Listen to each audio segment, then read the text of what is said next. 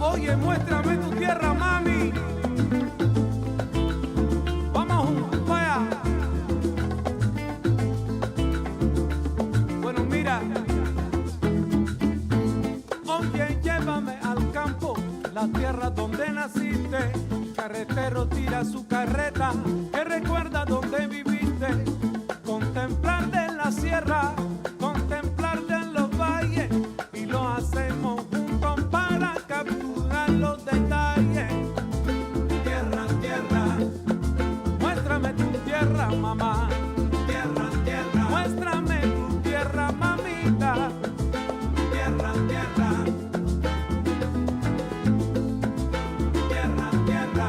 Bueno, mira de nuevo, estamos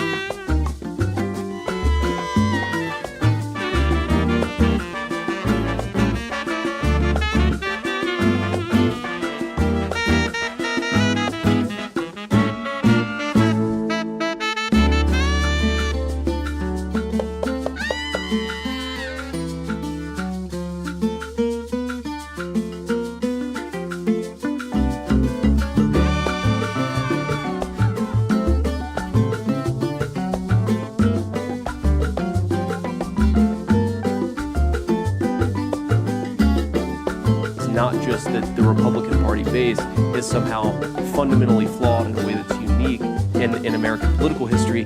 It's that Trump is a really bad candidate, and frankly, I think a really bad person.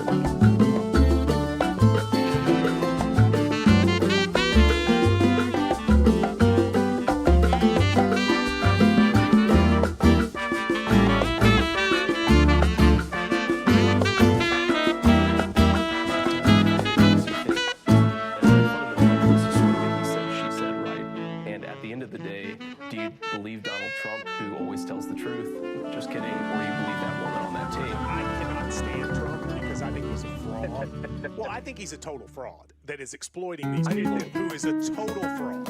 Like I said, I agree with you on Trump because I don't think that he's the person. I don't think he actually cares about folks. There is definitely an element of Donald Trump support that has its basis in racism or xenophobia. I think there's a chance, if I feel like Trump has a really good chance of winning, that I might have to hold my nose and vote for Hillary Clinton. I think that I'm going to vote third party because I can't stomach Trump. I think that he's obnoxious and is leading the white working class.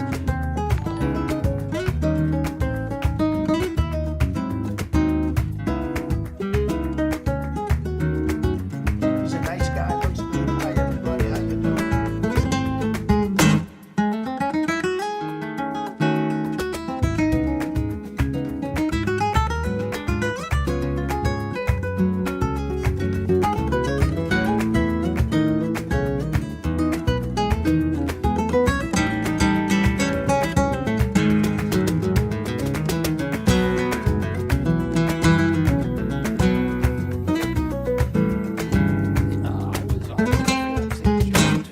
I was on it in 1993, and I was on it and I went to Florida with my wife and 2 children to visit my mom.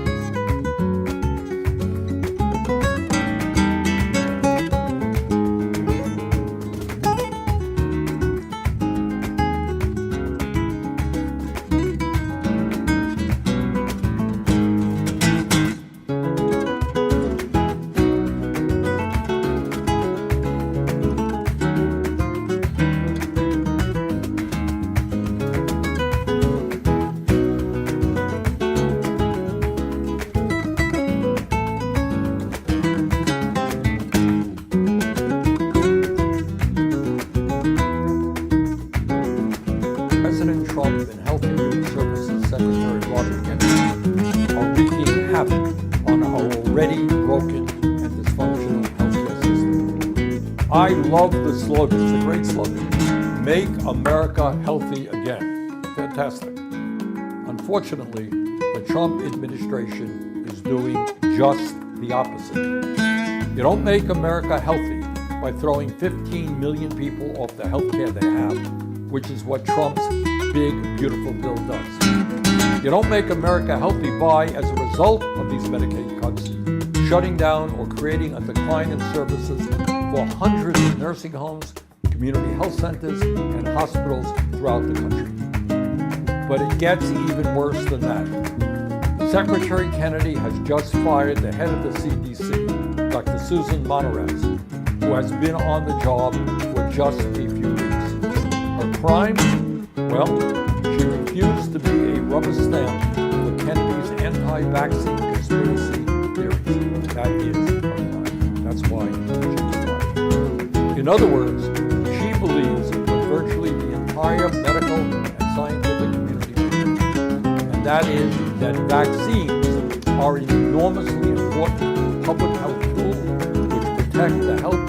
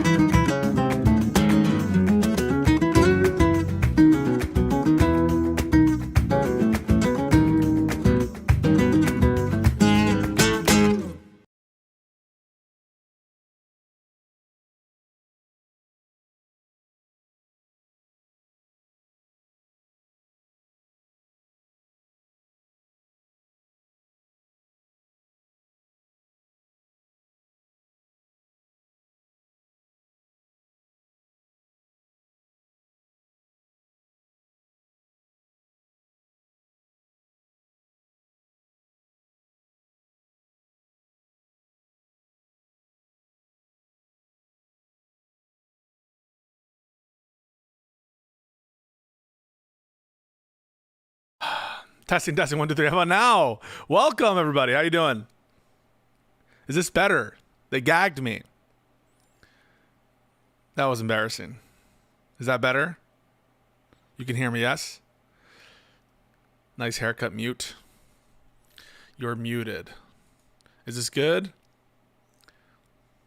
All right, cool. Happy Monday, everybody. Happy Labor Day. Can you believe it's September already? Doesn't it feel like just yesterday we were inaugurating the 47th President of the United States? Hope you guys had a wonderful, wonderful Labor Day weekend. Technically, it's still going. You should tell me about your plans in the chat. Did you go to the beach? Are you going back to school, some of you? Has college already started again? Have I heard of the Smash Zionist lawsuits? Can't say that I have. Can't say that I have. If he's feeling cozy here in Australia. Isn't it like midnight in Australia? Tomorrow I start my PhD, says Andy. Incredible. Can we give it up for Andy? College already started. How are you guys enjoying college? Those of you who observe. It feels like it's been 3 years since inauguration. Yeah. I feel that. I promise you I feel that. What classes are y'all taking? Any law school nerds? Anybody taking contracts this semester? I want to hit the beach today. Go for it, yo. Definitely go for it. My 10-week paternity ends today. Well, congratulations, Shaheen. A.B. Shaheen. Shaheen? I don't even know. A longtime Peace Corps member. I notice you guys. Midnight and authoritarian free. True. Just the racism marches in Australia. Just the, Drew Pavlov-led insurrection. That's all you guys have. As well as the snakes. I'm taking radiative processes in astrophysics, cosmology, and classic mechanics. Impressive. Most impressive. Can you believe they did that?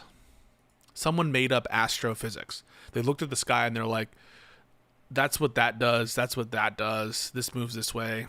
And we can make a satellite. It might just be Lebanese. Interesting. Careful, Drew is litigious. If by litigious you mean he gets charged by the police for stuff he does, then yes, I guess he's litigious. If by litigious you mean he's currently potentially on the hook for some contempt of court stuff because he protested China in some private business. I think that's true, and then tried appealing it. Someone correct the record if I'm wrong about that. Listen, I could be wrong, Drew Pavlov. I could be wrong. Unless there's housekeeping today. So we have Live and Learn at 7 Eastern. I think today at 9:30 Eastern p.m. we're going to be talking to Ryan Mullally. This will be like a retrospective on things we left out without the moderators, hopefully, of the immunity discussion and other related issues and other legal stuff. So that'll be today at 9:30.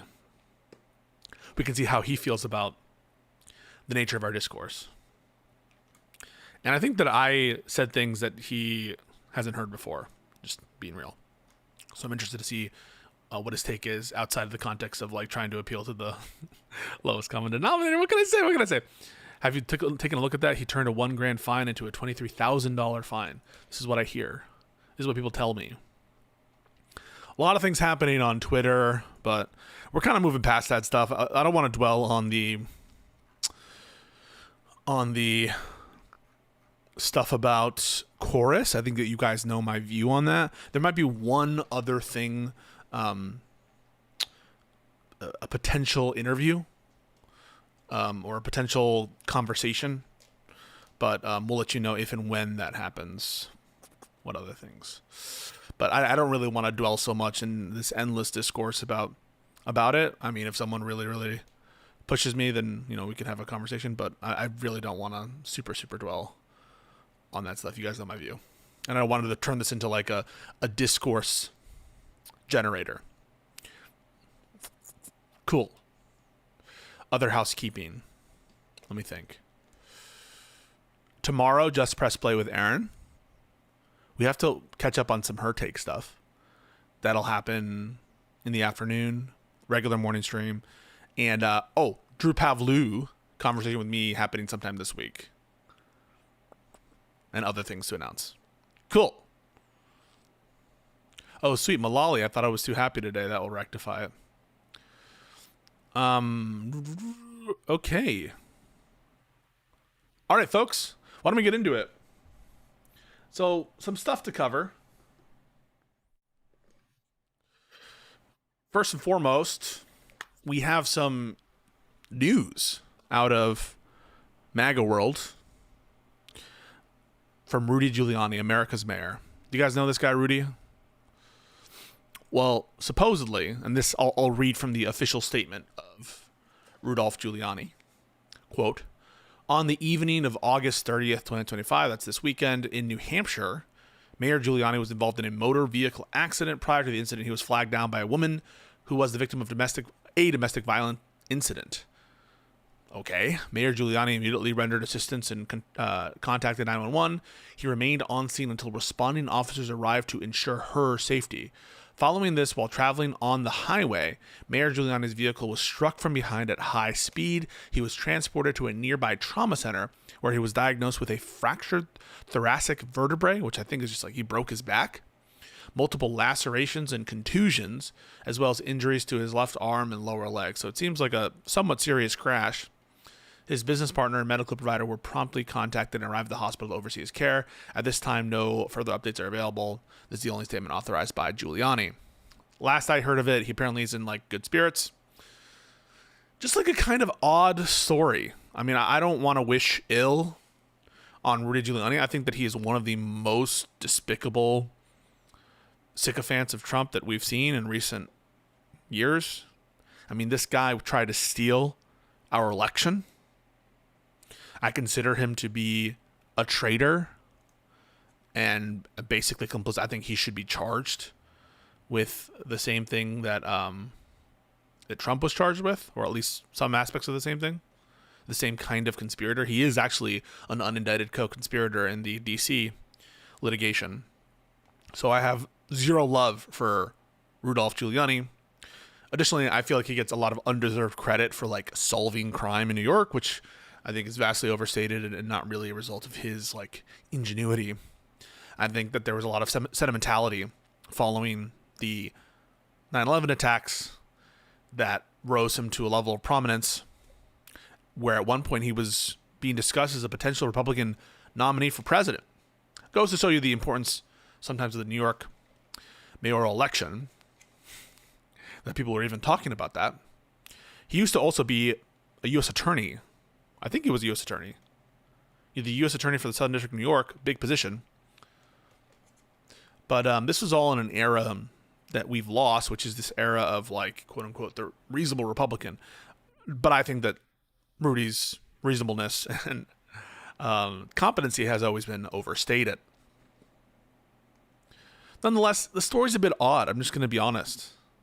And Blonde Philosophy is kind of like putting the nail on the head. A couple things. You were involved in a motor vehicle accident. Prior to that motor vehicle accident, you were, quote, flagged down by a woman who was a victim of a domestic violence incident. By flagged down, do you mean like you were on the highway and someone waved at you, or you were like on a road and someone's like, please come help me? Like, I very much want to know what is meant by flag, because a flag down kind of implies that Rudy doesn't know who this person is and he's just being a good Samaritan, where he's rendering assistance and contacting 911 while remaining on the scene to ensure safety. He's an old man, and I don't know what it just seems like a kind of weird story. I'm not saying that it's untrue or that he wasn't doing something good for this woman, but it just seems a little bit odd.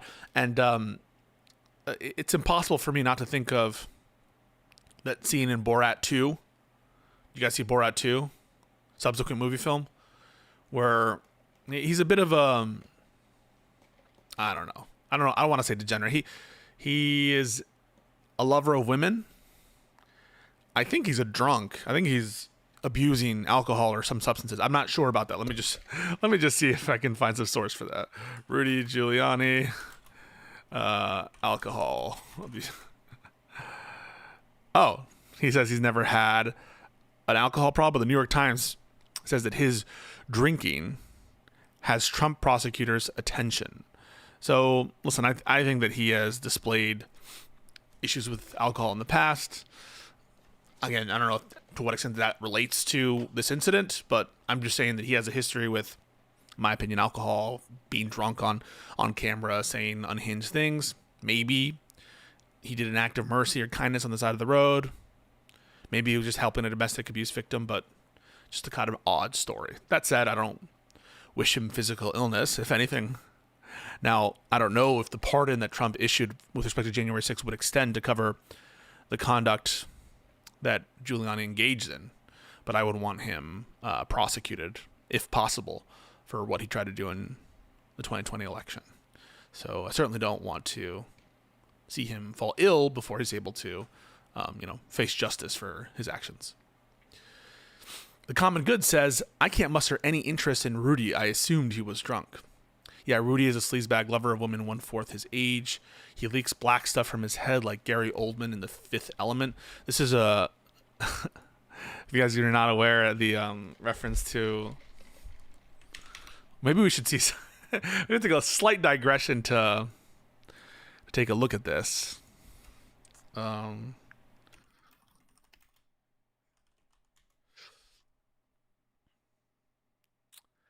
To the Four Seasons Total Landscaping press conference.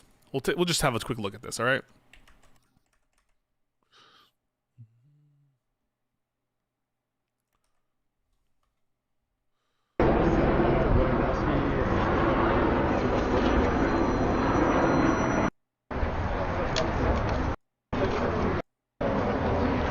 And these lawsuits will be brought starting on Monday.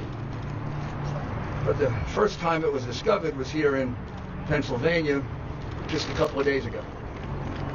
The people you see behind me are just a few of about, I'd say 50 to 60 poll watchers who will all testify that they were uniformly,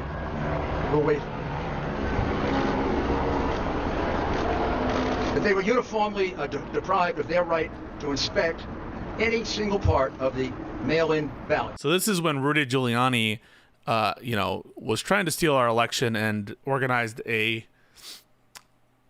press event at the Four Seasons, but unfortunately he didn't do it at the Four Seasons Hotel. He did it at the Four Seasons Total Landscaping Business. And so they randomly, did a press conference in front of some, landscaping supply company. And that's a greatest hit. This is the Black's Liquid Death incident, where I think this is black hair dye. I think we've confirmed this, right? The Four Seasons debacle is probably the funniest thing that has ever happened in American history.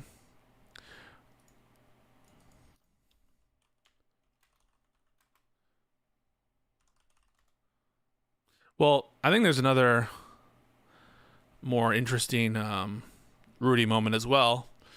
Let us never forget the original. The original. And I'll show you.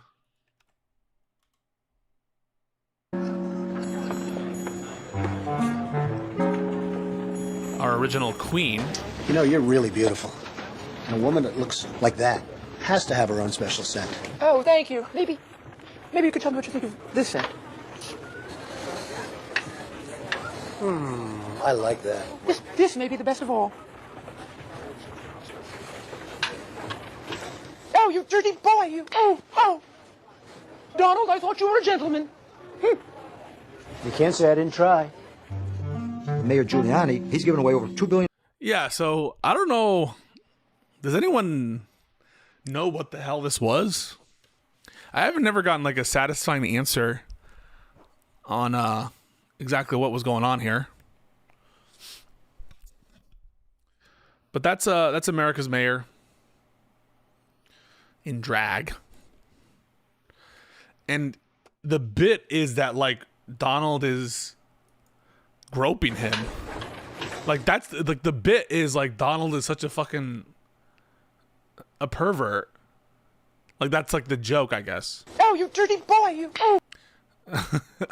And he's wearing lipstick. Oh. Donald, I thought you were a gentleman. Any thoughts on this before we move on? It wasn't in the script. No. This another Wednesday for Rudy.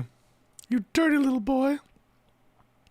I mean, I don't really have a problem with it. You know, drag has a deep and historic tie to the arts.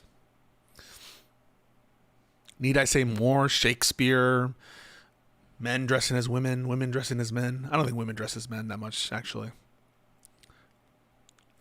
But yeah, I think that he looks beautiful, and I wish him well. I'm upset that we don't know more about the nature of the domestic dispute that he intervened. I also don't know, like, why did they include that, you know?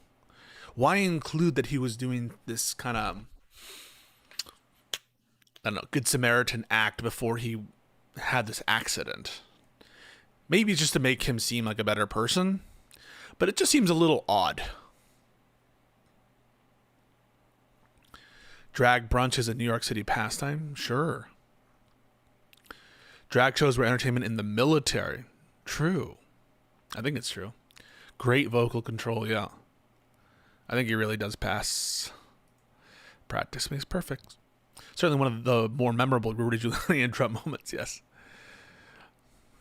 This is the woman who was domestically assaulted. No, this was not the woman who was domestically assaulted. But apparently there was one such person. There was one such person. And I want to know more about it. Okay.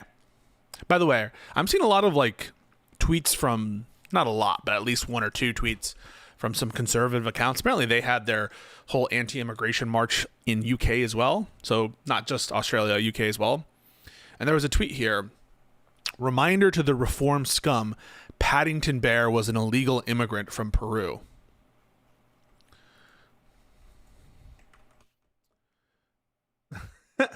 Can animals be illegal immigrants? Like, look at this.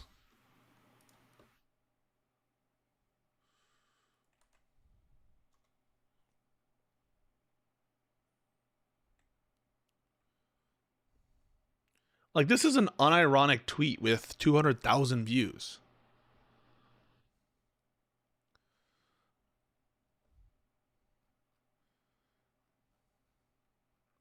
It's a made-up bear, you twat. It's a fictional character. People are like obsessed with this fight over Paddington. Hashtag free Paddington. Well, we'll get to some immigration stuff in the future. But anyway, we just wanted to wish here at Pisco's Hour, we wanted to wish good health and good familiars to... What does good familiars mean? To America's mayor. Hope he recovers, etc. Dark Peru, to be specific. The nicest bear in the world, and they want to deport him, Pisco. It's an indictment on their character. I thought it was a stuffed animal, so now... It's not a stuffed animal.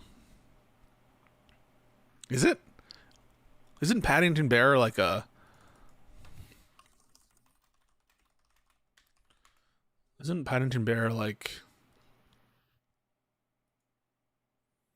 a bear? Hang on. Thank you for having me. Make sure your face is within the red circle. Oh yeah. So he's like a movie star. He's a national treasure. Of course I tune in and it's Rudy and drag. Yeah. Haven't seen the films, shaking my head. Was he like an animation character? Anime character? Anyway, we're not gonna get lost on this. Alright. So that's the Rudy news. Moving on. The title of the stream is Crazy Trump Authoritarianism. And I've kind of said two consistent things in my coverage of the Trump administration vis-a-vis authoritarianism. One is, I think that if I had to bet, I think they'll be unsuccessful at full on dictatorial control type situation, breaking apart the overall republic in a way that makes it unsalvageable. That said, because I think they're acting too slow and I think they're getting too distracted. That said, I still don't think it's impossible.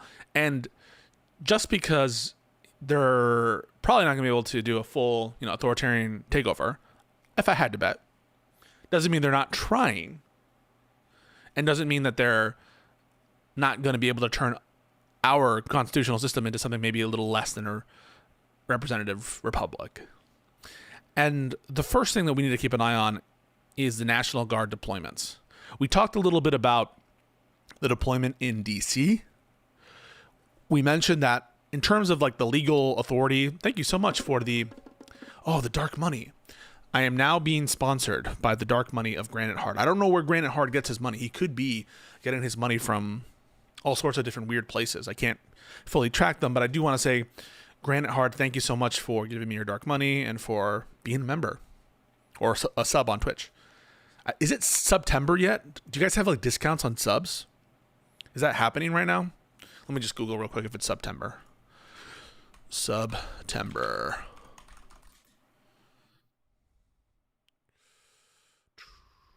Is that happening? September Twitch 2025. Paid for by Chorus. What about Domtember? It's back Friday. Oh, we're already in it, right? All month long, 25% off of subs for 1 month, 25% off of 3 month, and 30% off of 6 month. Damn, what a deal. And all of this money comes from Chorus. Twitch's Bezos. Yeah, this is all dark money from Bezos. DNC funded. Paid for by Chorus. But yeah, so thank you so much for the subscription. With respect, thank you, Joe Obama. What the hell? A literal day one Joe Obama. Thank you, Joe Obama. Much appreciated. We mentioned that legally speaking, the president is the commander in chief of the armed forces, and the National Guard in DC is kind of his militia. The National Guard is the modern incarnation of militias. In general, they're run by the state governors as state militias, where they can, help with natural disasters, do kind of public works, train, help out when there's lawlessness in the states, when you want to have some kind of deployment to protect government facilities or public order. Maybe you'll deploy the National Guard, overseen by the governor. However, in DC, this is the peculiar National Guard, which is under the direct control at all times of the president and his subordinate. This is why we had such loathing for Donald Trump's delay in calling forth the National Guard, in mobilizing the National Guard. Right? People will often say federalize the National Guard in DC. You don't need to federalize the National Guard in DC. They're under the direct command and control of the federal government via the president and his designees. And I remember having these conversations about is it normal for the president to make a mobilization? Of course it is. Of course it would be. And one of the reasons that we despise Trump is because he didn't mobilize the DC National Guard for hours and hours and hours, even though he had the direct authority to. He didn't have to wait for Congress to give the approval. You'll often talk to these really low IQ conservatards, MAGA people, who'll be like, "Oh, Nancy Pelosi vetoed it." You'll often hear people like Rob Knorr make this kind of statement or implication. This was all they both make the implication that this was planned by people like Pelosi in some way, and that messing around the National Guard is somehow evidence of this. But the truth is that Trump does have direct control over the DC National Guard. And so in response to an insurrection like J6, he definitely could have deployed them. And now he's kind of purporting to deploy them in two broad categories of situations. One is for this immigration help situation, where you have the administration accusing state governments of not cooperating fully or not complying with federal mandates vis-a-vis deportation. You know, I dispute some of that characterization. There have been acts of protest and violence against some members of ICE and DHS, which presumably the Trump administration has used as an excuse, not presumably, they have, to try to make the military enforce federal immigration law. But this obviously requires them federalizing the National Guard, which is something that is a little bit unprecedented in exactly how it's being used. There's ongoing litigation in California regarding the legality of Trump invoking the authorities under the National Guard statutes, under those provisions, the Calling Forth Acts, to federalize exactly, because it's not with reference to a specific qualifying emergency. That is to say, something like an insurrection, or the term is actually rebellion, invasion, or where there's a need to, the governor is unable to enforce the law. Basically, there's an inability to enforce federal law. Which isn't the case, right? Just because there's some scattered protests, some scattered criminality, doesn't mean that you can't, like, overall enforce the federal law. But that is currently ongoing litigation about that in California. There was a trial regarding the Posse Comitatus Act before Judge Breyer in a federal court in California, basically accusing the administration of using the military as regular civilian law enforcement when there is a provision of law against that called Posse Comitatus. This is all, if you watch Joanna's video on Dark Gothic MAGA and some of her other writings, this is all stuff that some of these sinister Project 2025 ideologues that he surrounded himself with, they've all said they wanted to do this. They want to unify the executive government under a structure, unify the military to be completely under the president's control, including the National Guards, which are ostensibly under typical control of the state governments, unless there's a kind of federal national emergency. At a time, by the way, where the governors did not request this assistance and where there doesn't seem to be some like overriding emergency such that we would need this kind of direct federal control, or that we would need to bypass someone like Gavin Newsom. But this has all kind of been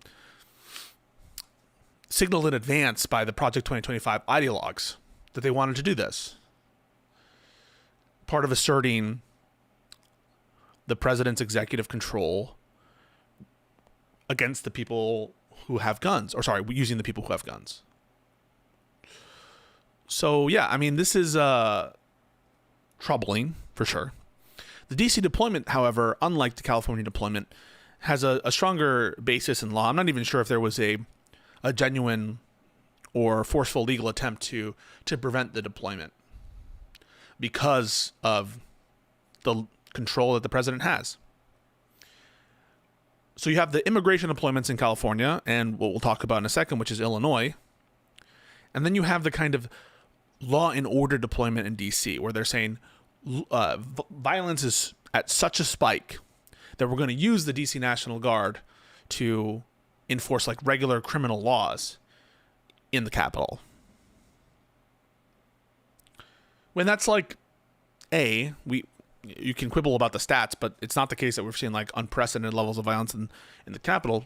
Is it high relative to other areas? Sure. But it's on the decline, I'll add. Sometimes the way you parse the stats, DC, because it's just a city, if you try to compare it to other states, it's not apples for apples. It would be like, let's compare the cities of all these other states to DC, then maybe you have a better comparison.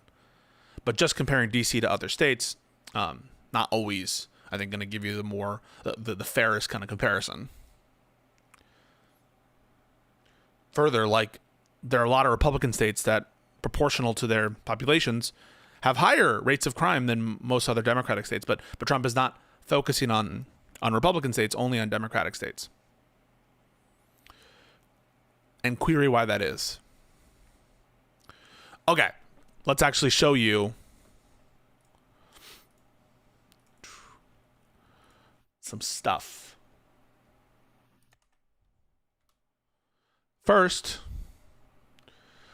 Donald Trump. Now this is a week ago, about a week ago, before we've like seen Trump go under the dark for a while. There are some pictures allegedly of him at the golf course over the weekend, but he hasn't made the kind of like forceful public appearance. Certainly hasn't like spoken to the press in some time. There were some theories that Trump had died over the weekend. Be careful what you believe on Twitter, but this is before that.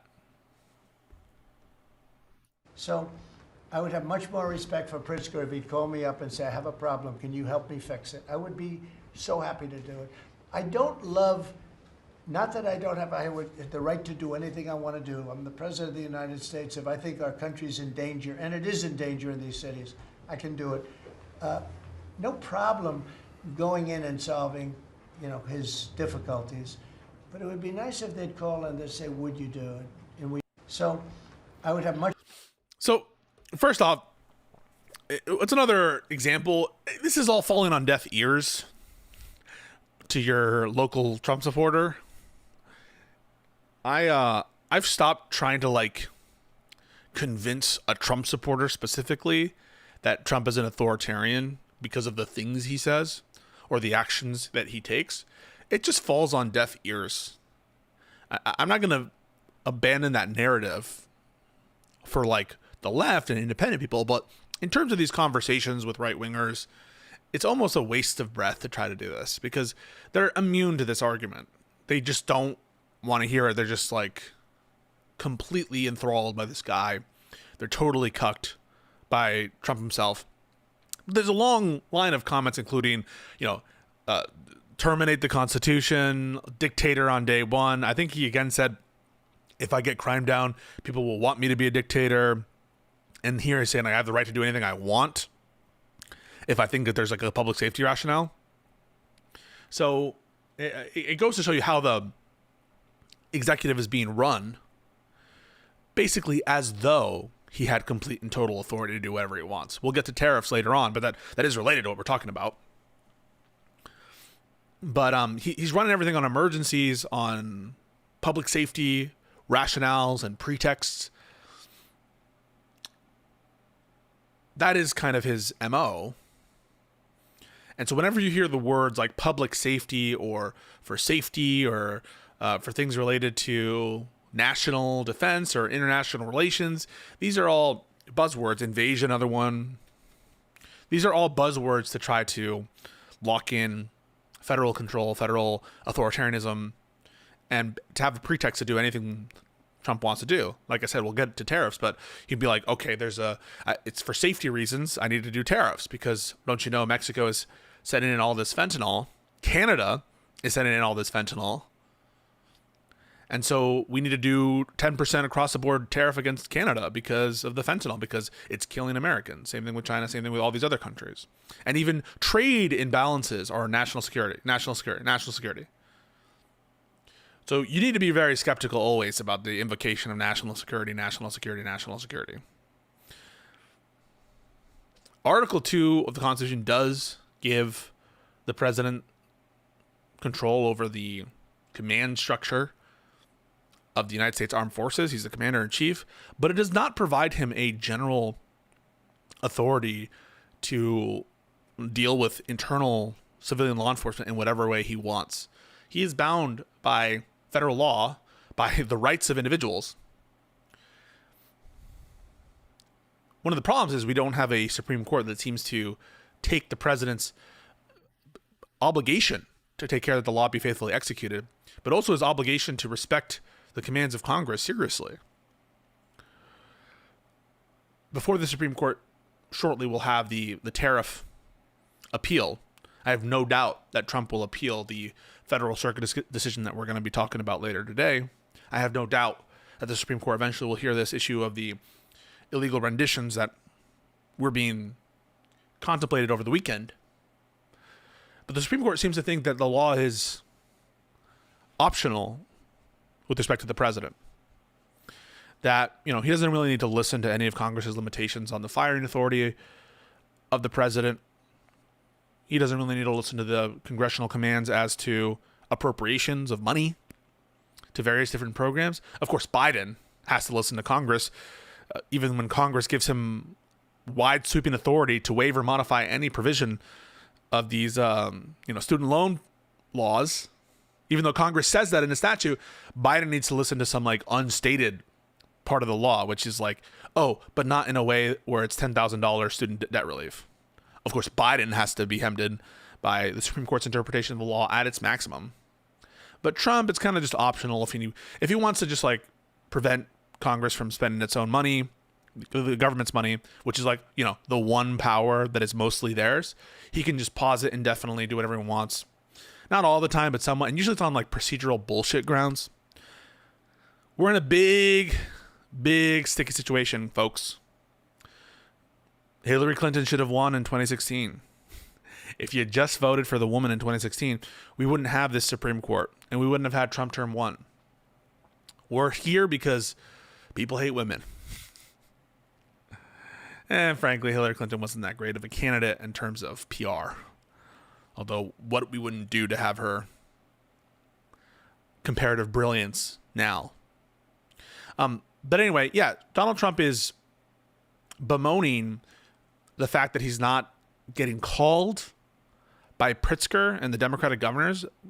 But for what, right? Like, we want you to call the Trump to federalize the National Guard.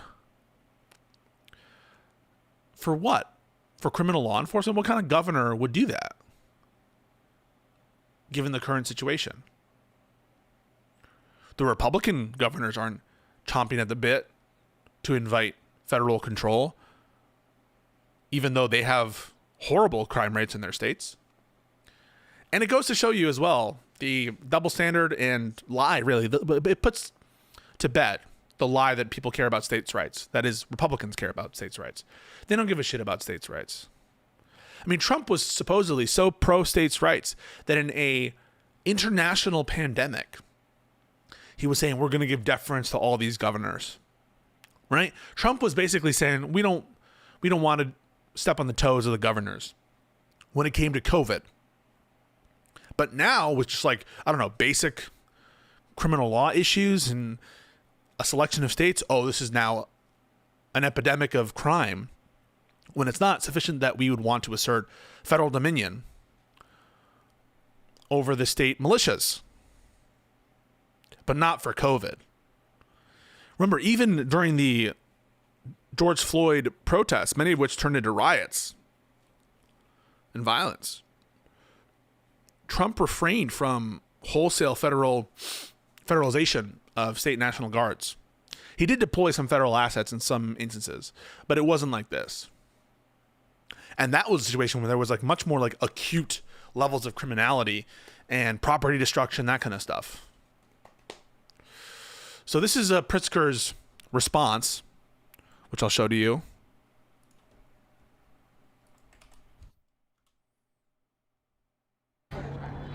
I want to speak plainly about the moment that we are in and the actual crisis, not the manufactured one, that we are facing in this city and as a state and as a country. If it sounds to you like I am alarmist, that is because I am ringing an alarm, one that I hope every person listening will heed, both here in Illinois and across the country. Over the weekend, we learned from the media that Donald Trump has been planning for quite a while now to deploy armed military personnel to the streets of Chicago. This is exactly the type of overreach that our country's founders warned against. And it's the reason that they established a federal system with a separation of powers built on checks and balances. What President Trump is doing is unprecedented and unwarranted. It is illegal. It is unconstitutional. It is un-American. No one from the White House or the executive branch has reached out to me or to the mayor. No one has reached out to our staffs. No effort has been made to coordinate or to ask for our assistance in identifying any actions that might be helpful to us. And this is like the big indication of bad faith. And it's true, frankly, also of certain journalists and certain media pundits. When there's a refusal to try to coordinate or to try to anticipate problems and to get to the same page about something, it makes you feel like, maybe this is what you wanted to do all along, and you weren't really interested in what you claim you're interested about. That if there was this overriding, I'm like, imagine, right, that we're in a moment of, the Civil War type situation, that the executive branch wouldn't reach out to the governor to try to coordinate and say, hey, can we get on the same page about whatever it is, the federal interest that you claim is not being pursued by the state governors and their respective militias? Do you think that there's any reason why the federal government would refrain from doing something like that, from communicating and trying to get on the same page with Pritzker? Instead, Trump is saying Pritzker should be reaching out to us. Well, it's your issue, isn't it, dude? Like, if someone has an issue,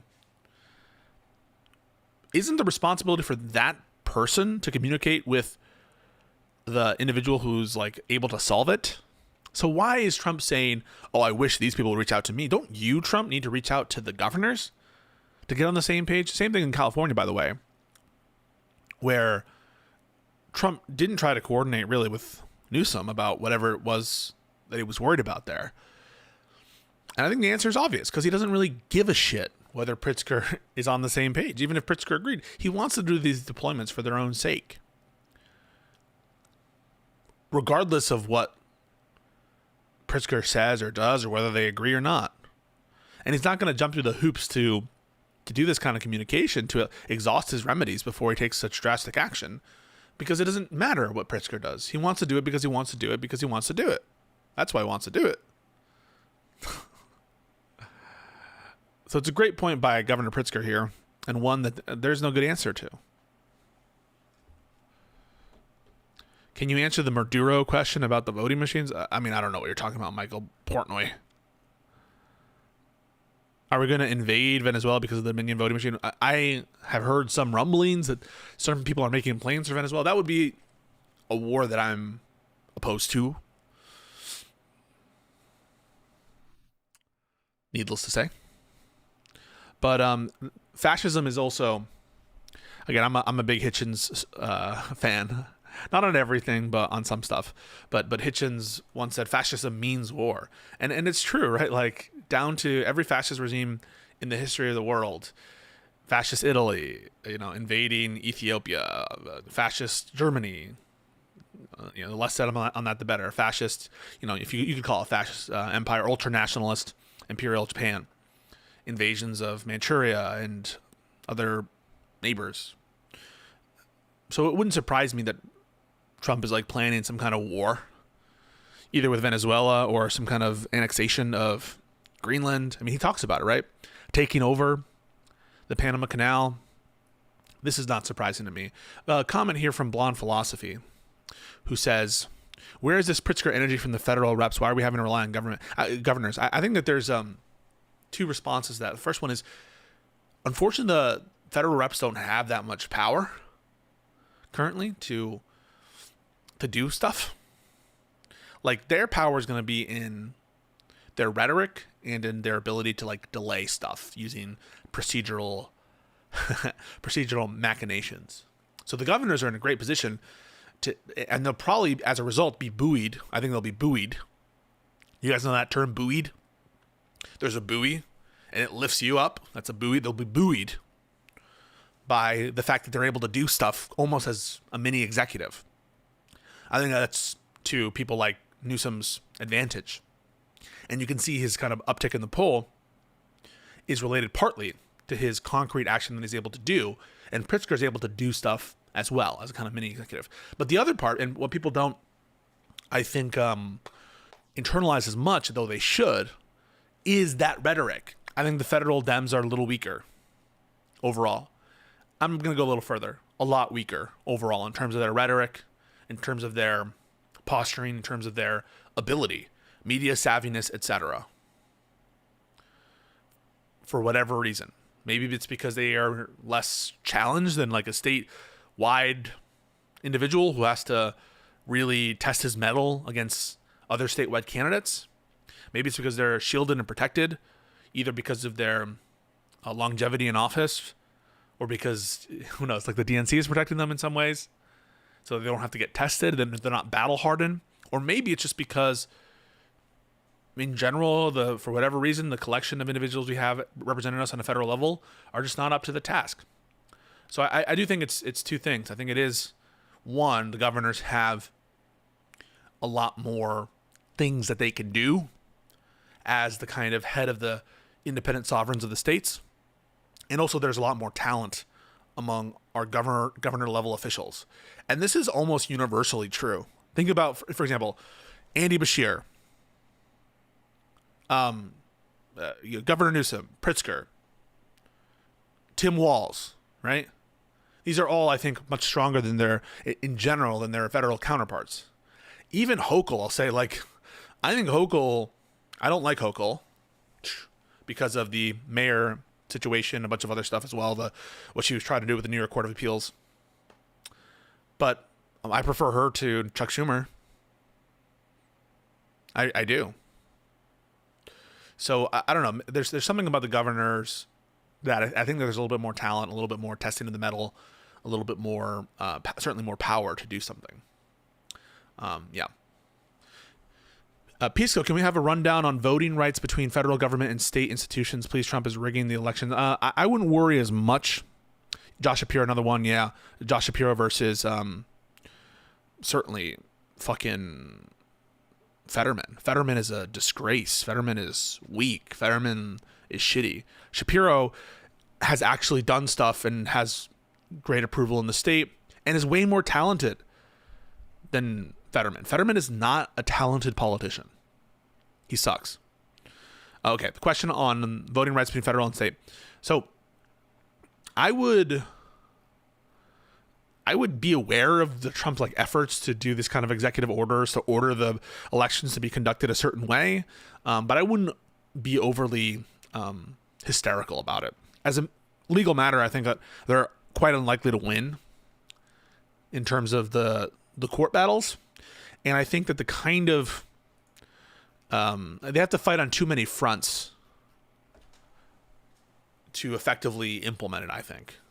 And it would, if they're going in violation of state courts and federal courts, which I think they would be, I'm not so sure that it's their thing that they have the most likelihood of success on. It is actually quite difficult to rig an election in the United States in the modern era. They actually did do it before. Back in the day, they did used to stuff ballots and shit, and that did occur. There were elections in United States history that were characterized by wide-scale voter fraud. That did happen. But in the modern era, it's actually quite difficult. And to impose a kind of already ruled illegal order as to mail-in voting, especially in states like Arizona, where over half of people vote this way, and they have a long-standing culture of it, I think if anything, it might, it's unlikely to be followed. Any assertion of federal authority there is going to be a huge escalation. And if anything, it might dissuade Republicans from voting early in the same kind of way they did in 2020, which is going to be it's going to hurt Republicans. Dems, I think, are going to be extra motivated to vote. And so it carries with it some risk for the ground to fall off beneath the Republicans. And so I think that it's not a strategy that we should be super hysterical about. Be aware of it for sure. It's a danger. I'm not telling you it's not a danger, but I think it has some drawbacks for the administration and is, all else equal, unlikely to succeed. You got me? That's my response to that. So, yeah. You voted for Abe twice. Honest Abe. Let's continue watching Governor Pritzker's response. Remember, we're talking about the National Guard deployments here. Local law enforcement has not been contacted. We have made no requests for federal intervention. None. We found out what Donald Trump was planning the same way that all of you did. We read a story in the Washington Post. If this was really about fighting crime and making the streets safe, what possible justification could the White House have for planning such an exceptional action without any conversations or consultations with the governor, the mayor, or the police? Let me answer that question. This is not about fighting crime. This is about Donald Trump searching for any justification to deploy the military in a blue city, in a blue state, to try and intimidate his political rivals. This is about the President of the United States and his complicit lackey, Stephen Miller, searching for ways to lay the groundwork to circumvent our democracy, militarize our cities, and end elections. There is no emergency in Chicago that calls for armed military intervention. There is no insurrection. There is no insurrection. Like every major American city in both blue and red states, we deal with crime in Chicago. Indeed, the violent crime rate is worse in red states and red cities. Here in Chicago, our civilian police force and elected leaders work every day to combat crime and to improve public safety. And it's working. Not one person here today will claim we have solved all crime in Chicago, nor can that be said of any major American metro area. But calling the military into a U.S. city to invade our streets and neighborhoods and disrupt the lives of everyday people is an extraordinary action, and it should require extraordinary justification. Look around you right now. Does this look like an emergency? Look at this. Go talk to the people of Chicago who are enjoying a gorgeous afternoon in this city. Ask the families buying ice cream on the Riverwalk. Go see the students who are at the beach after school. Talk to the workers that I just met taking the water taxi to get here. Find a family who's enjoying today sitting on their front porch and ask if they want their neighborhoods turned into a war zone by a wannabe dictator. Ask if they'd like to pass through a checkpoint with unidentified officers in masks while taking their kids to school. And remember, this is what's like in DC. There are negative economic and social effects from having military deployments within our city. There's a reason we have like regular civilian law enforcement and not military deployments to enforce the law. If you talk to people from DC, as I have in recent weeks, they're telling you like restaurants are suffering, social events are suffering in the city. It feels like an occupied city, because it is an occupied city. It's occupied by the military currently. It reminds you a little bit of the occupation after the actual insurrection on January 6th. That can't be good for business. That can't be good for residents who are overwhelmingly against the situation, where even members of the administration are like throwing sandwiches at members of the National Guard. We're keeping an eye on that, by the way. This defendant who threw a Subway sandwich at a member of the National Guard, he was a paralegal with the DOJ. And he's not the only one who's like yelled shit at a military officer. The Trump administration had trouble and was unable to obtain a felony indictment of this guy. Even though, arguably, I think the better argument is that the law is on the side of the government here, that if you throw a sandwich at someone, that is like an offensive touching, which is making physical contact with a law enforcement in pursuance of their duties, that would be a felony. But the grand jury was unwilling to pursue that because it seemed so insane. I mean, no one likes this deployment. No one likes it. The people who like it don't live there. And it, regardless of, in the short term, which I haven't really seen evidence of, there's a massive decline in crime. It's not sustainable. And at a certain point, right, the cure is worse than the disease. The cure is worse than the disease. If all you're doing in DC is like chilling economic activity because of this deployment,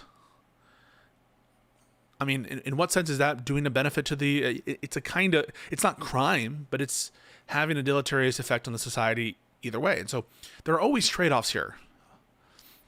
And you can imagine, as Governor Pritzker is mentioning, the kind of social costs that might be imposed, especially when a lot of the federal law enforcement under the Trump administration is doing explicitly illegal stuff. We talked about the deployment in California where they were just picking up people, U.S. citizens even, on the basis of their race and, or at least, the perception of their ethnic or racial background, or where they're heading off to, or like where they work.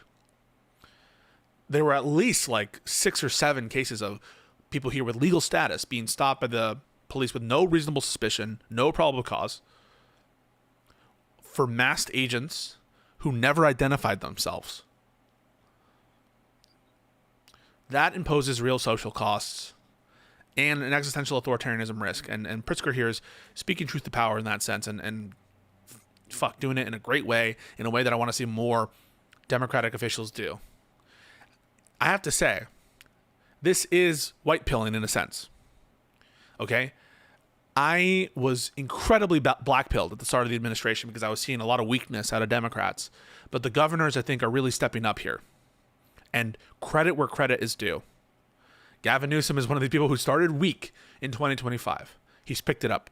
Pritzker, I think, has had some of the best rhetoric consistently. And rhetoric is what we need at this moment to unify the Democratic constituencies. Rhetoric and action where people have that capability. That's one of the reasons I think that people were so upset with the Chuck Schumer vote on the continuing resolution. You can make an argument if you want to about the existential risk entailed in not funding the government and giving like the president some discretion to choose who is a needed worker or who's not a needed worker. But I don't really put too much stock into that argument that, oh my God, Trump is going to try to defund the courts in a way that's really going to change how they deal with his lawbreaking.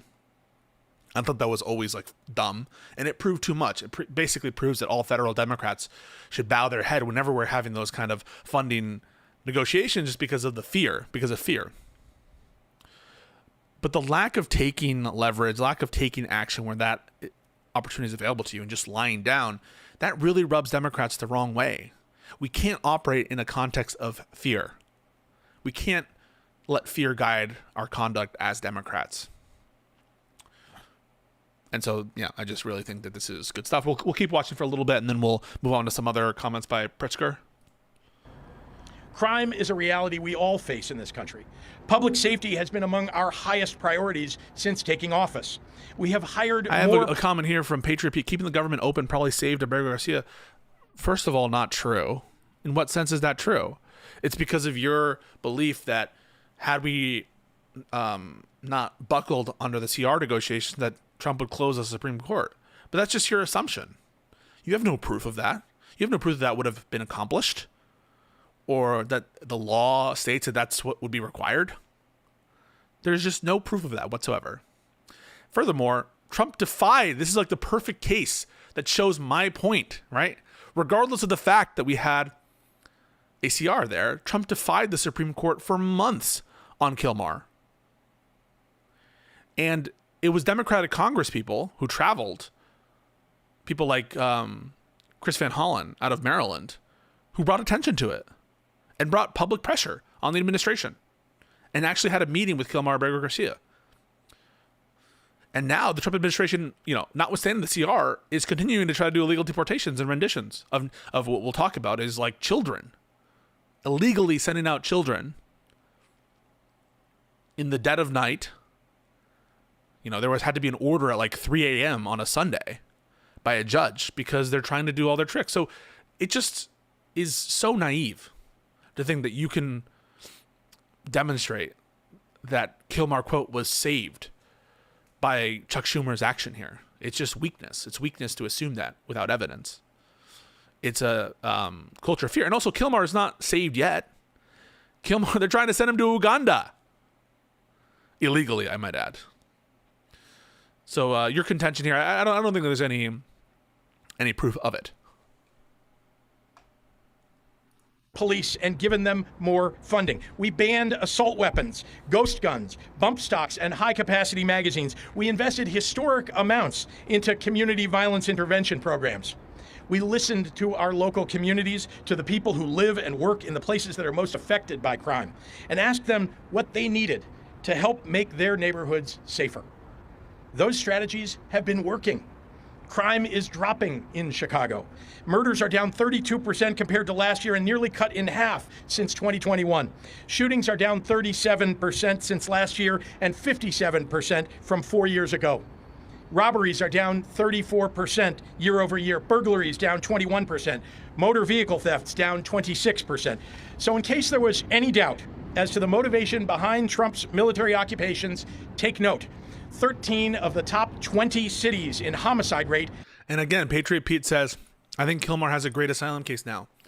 No. Kilmar does not have a great asylum case now. Kilmar's asylum case is dead and buried. Kilmar is statutorily prohibited from raising an asylum case anymore.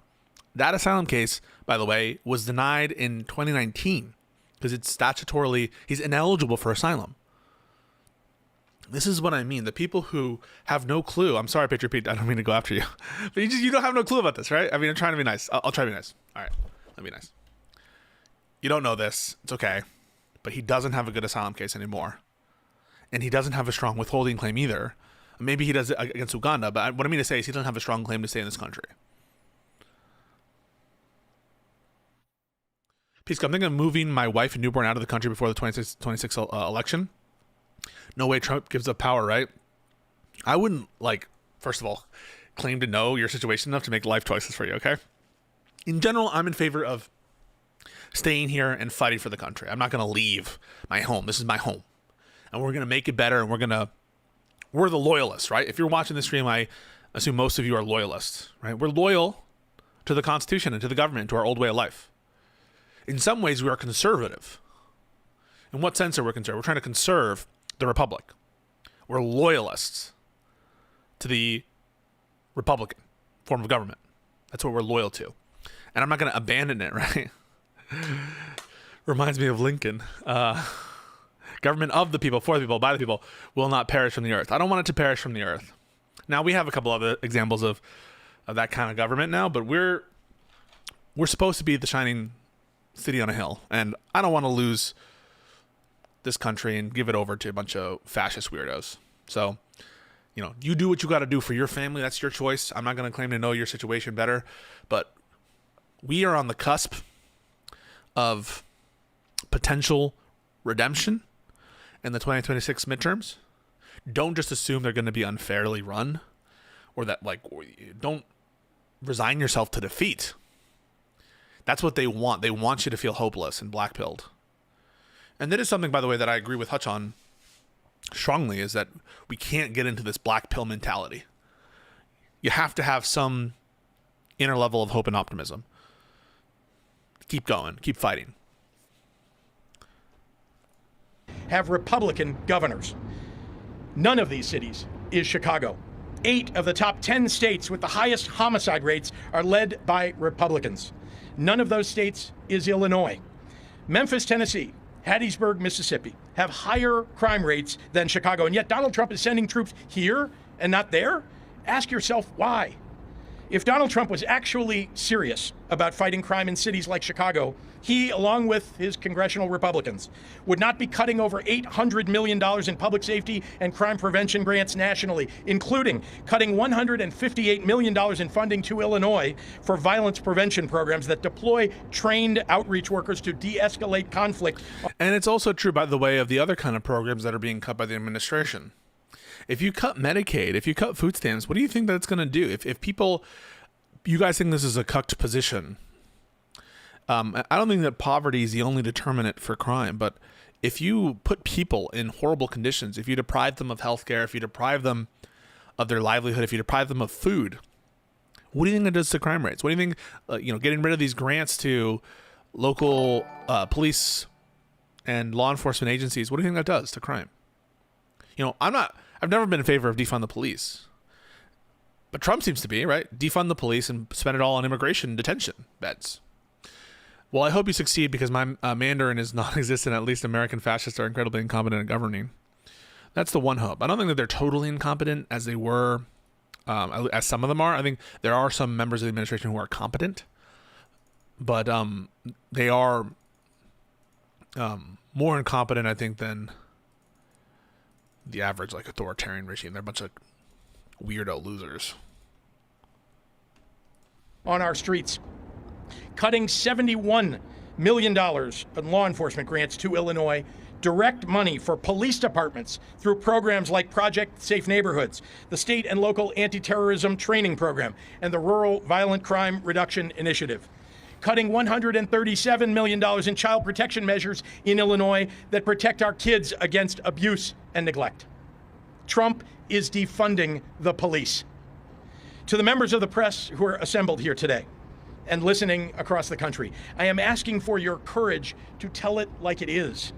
This is not a time to pretend here that there are two sides to this story. This is not a time to fall back into the reflexive crouch that I so often see, where the authoritarian creep by this administration is ignored in favor of some horse race piece on who will be helped politically by the president's actions. Donald Trump wants to use the military to occupy a U.S. city, punish his dissidents, and score political points. If this were happening in any other country, we would have no trouble calling it what it is, a dangerous power grab. Look at the people assembled before you today, behind me. This is a full cross-section of Chicago's leaders from the business world, the faith community, law enforcement, education, community organizations, and more. We sometimes disagree on how to effectively solve the many challenges that our state and our city face on a daily basis. But today we are standing here united, in public, in front of the cameras, unafraid to tell the president that his proposed actions will make our jobs harder and the lives of our residents worse. Earlier today in the Oval Office, Donald Trump looked at the assembled cameras and asked for me personally to say, "Mr. President, can you do us the honor of protecting our city?" Instead, I say, "Mr. President, do not come to Chicago." Based. Can I get a base? You are neither wanted here nor needed here. Your remarks about this effort over the last several weeks have betrayed a continuing slip in your mental faculties and are not fit for the auspicious office that you occupy. Most alarming, you seem to lack any appropriate concern as our commander-in-chief for the members of the military that you would so callously deploy as pawns in your ever... Can I just say, I mean, there's plenty of criticism here to be made of Biden for not dropping out, but I mean, I'm focused on trying to make things better and trying to call out the right people. And right now that's the administration. Biden is dying. He has cancer. And I think that we owe it to each other to press forward, learn from our mistakes. I think learn from boomerism and Bidenism and all that stuff. But this kind of shit is frankly a little annoying. And I've seen a lot of it from you, Finian. Like, do you think that you're not pushing on an open door when it comes to me and Biden dropping out? More alarming grabs. Oh, he's a troll. It only happens if we get rid of the rich folks. Okay. For power. As a governor, I've had to make the decision in the past to call up members of the National Guard into active service. And I think it's worth taking a moment to reflect on how seriously I take that responsibility and on the many things that I consider before asking these brave men and women to leave their homes and their communities to serve in any capacity for us. As I've said many times in the past, members of the National Guard are not trained to serve as law enforcement. They are trained for the battlefield, and they're good at it. They are not trained to arrest people and read them their Miranda rights. They did not sign up for the National Guard to fight crime. This is really a great point as well. Like, our law enforcement in this country already is, I will say, not excellent at respecting people's constitutional rights. You see it all the time. Violations of search and seizure laws, violations of Miranda, not proper procedure when it comes to certain interrogative techniques.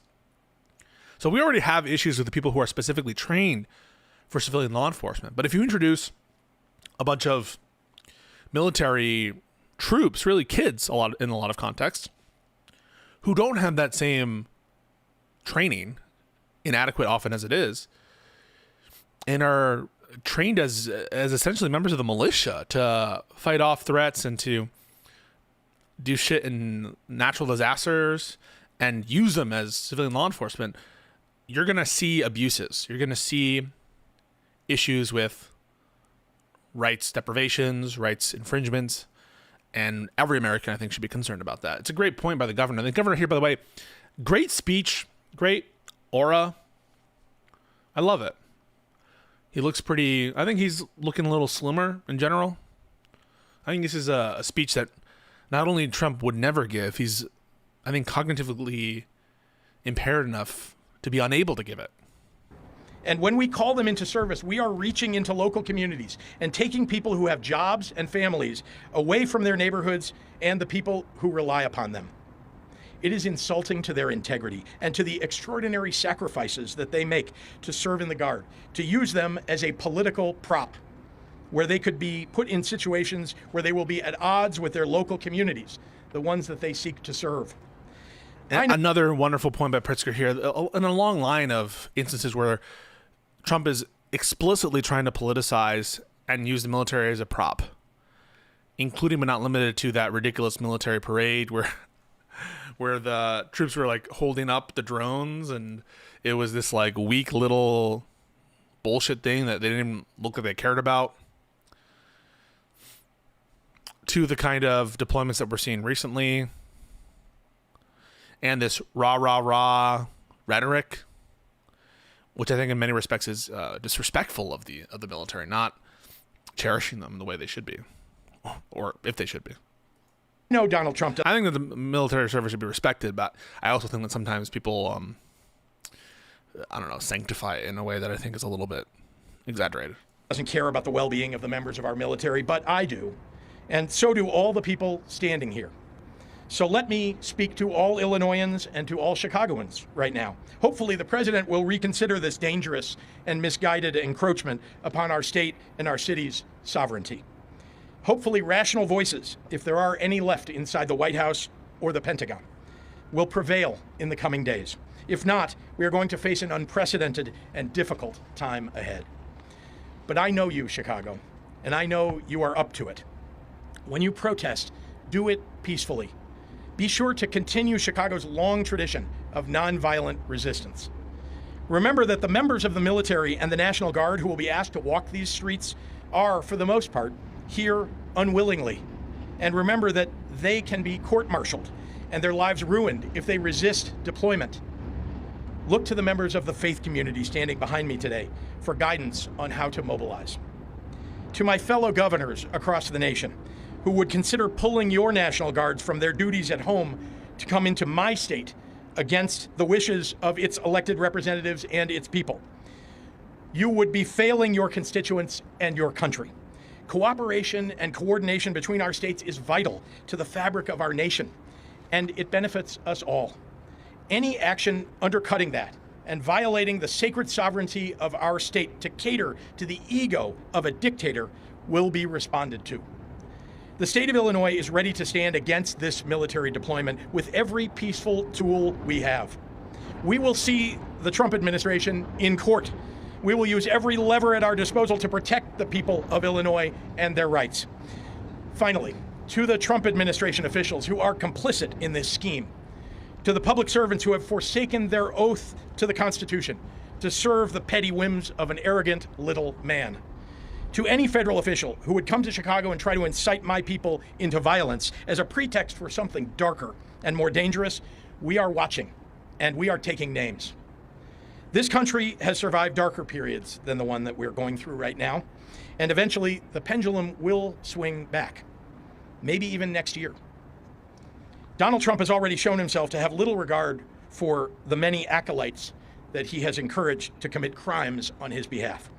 You can delay justice for a time, but history shows you cannot prevent it from finding you eventually.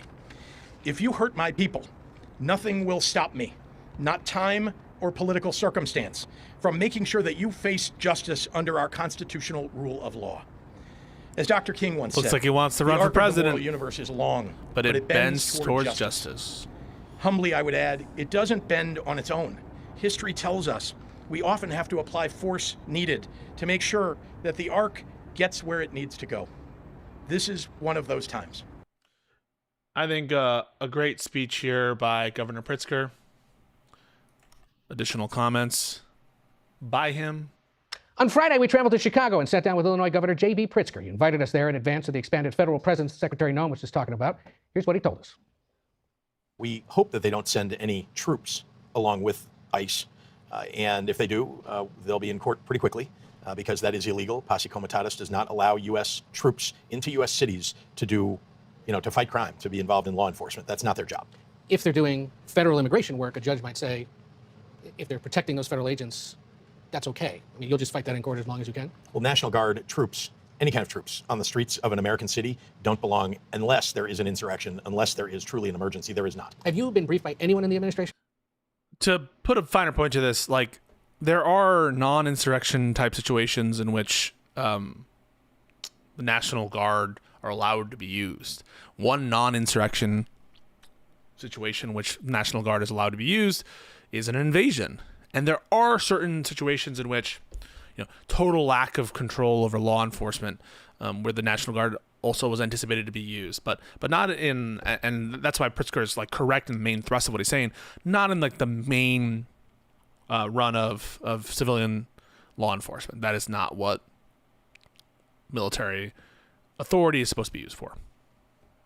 About these plans? No one in the administration, the president or anybody under him, has called anyone in my administration and me, have not called the city of Chicago or anyone else. So it's clear that in secret they're planning this, well, it's an invasion with U.S. troops if they in fact do that. The other thing is, they ought to be coordinating with local law enforcement. They ought to let us know when they're coming, where they're coming, if it's ICE or if it's ATF or whoever it is. But they don't want to do that either. And I must say it's disruptive, it's dangerous, it tends to inflame passions on the ground when they don't let us know what their plans are and when we can't coordinate with them. The president has had some things to say about the Windy City several times in recent days. Next year it'd be Chicago, because as you all know, Chicago's a killing field right now. Everybody knows Chicago is a hellhole right now. Everybody knows it. He wakes up in the morning and whatever whim strikes him is what he apparently says. And recently, I guess I've been living rent-free in his head. Chicago apparently is living rent-free in his head, even though on other days he'll talk about Baltimore, he'll talk about New York. Notice he never talks about where the most violent crime is occurring, which is in red states. Illinois is not even in the bottom half of states in terms of violent crime. But do you hear him talking about Florida, where he is now from? No, you don't hear him talking about that, or Texas. Their violent crime rates are much worse in other places, and we're very proud of the work that we've done, and we want more help. You know what kind of help we want? Civilian law enforcement help. We would like ATF agents to help us take more guns off the streets. We would like FBI, again, to coordinate with our local law enforcement to help catch perpetrators of crimes. If they would do that, we would welcome that, but that's not what they're planning to do. So bottom line, would more federal agents in Chicago assisting local law enforcement help deter crime right now? Of course. You want to help us catch bad guys? Bring the FBI. Bring the ATF. We already coordinate with them, by the way. We do a lot of work with them. We do drug interdiction. We do. This, I think, is a good line as well for Governor Pritzker to do. I think it's a little silly to be like, we don't want any federal stuff ever in our state. I think that the notion of making this about the military deployment, I think, is smart from Pritzker, and I think a good kind of a line to take here. Fighting gangs, and we do, interdiction of guns at the borders. Part of the reason I ask about the potential for federal deployments to help right now is that according to a CBS News data analysis of what's gone on in Washington just in the last few weeks, while crime there as well was down, and in most cases down double digits. It's down nearly 50% in the 3 weeks since the National Guard moved in. Assaults down 41%, homicides down 69%, robbery down 63%, and the American seats carjacking, which had become a bigger problem, down 83% since the federal agents showed up. So this kind of deployment he's set up in Washington that he says he wants to do in other cities, at least in Washington, is showing potential success. And what I hear you saying is, well, sure, if they show up, it might help us too.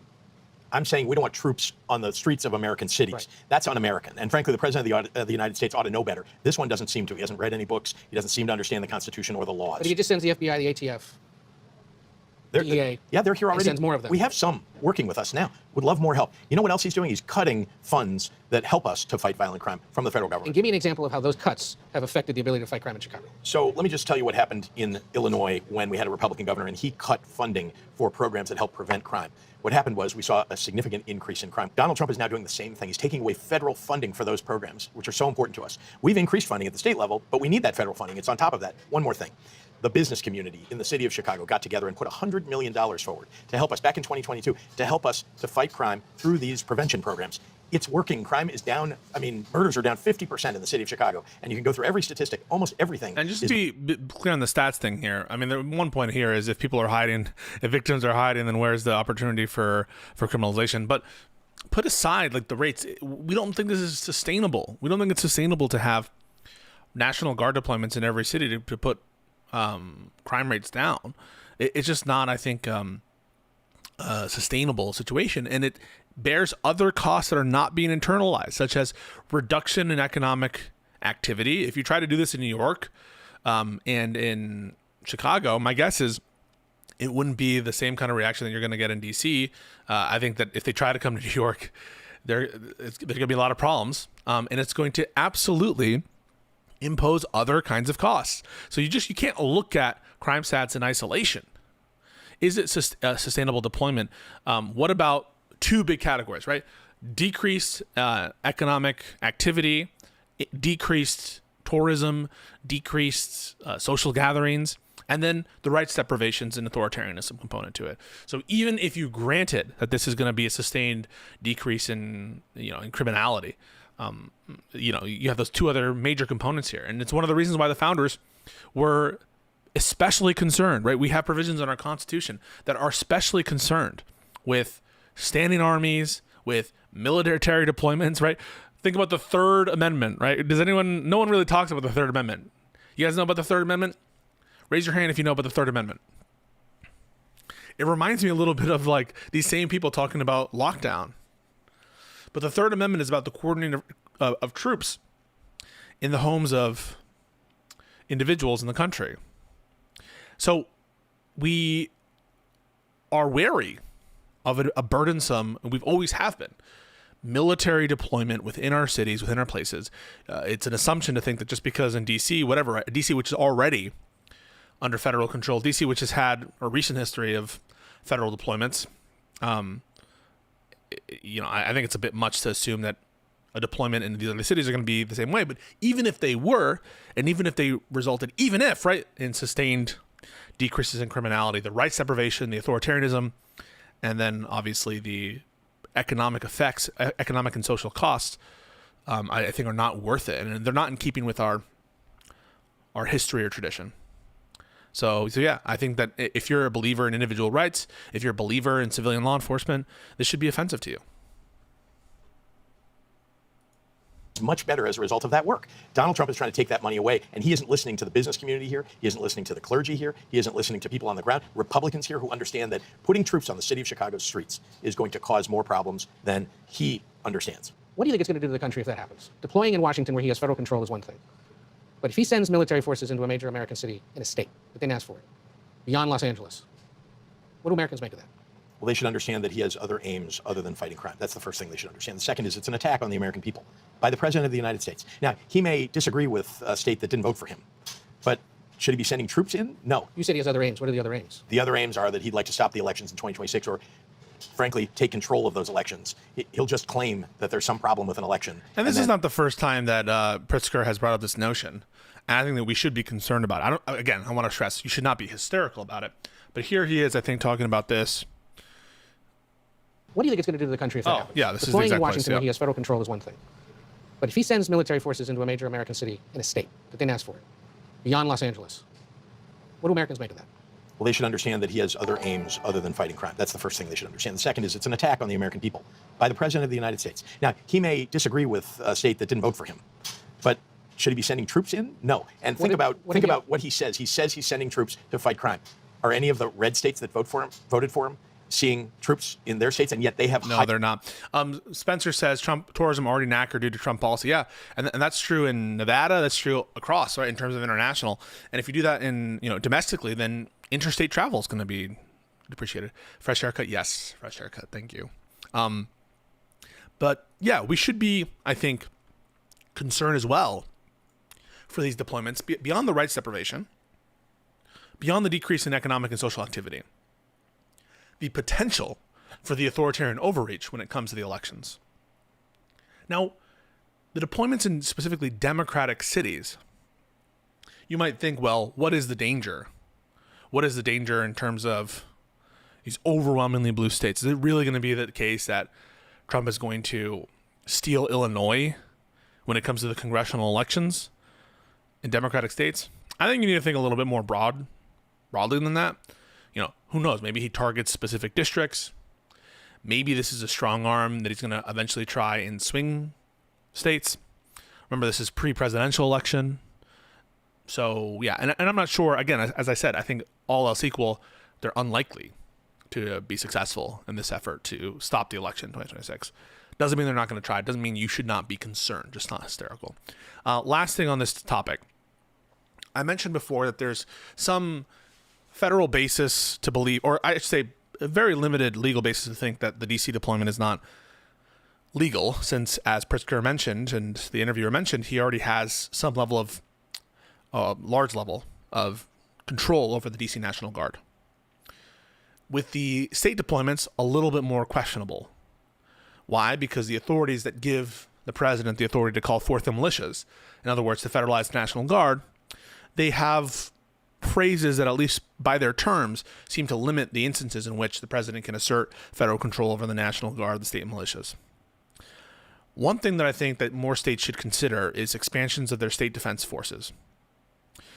State defense forces are separate from the components of the DC National Guard. So separate and apart from from the state National Guard.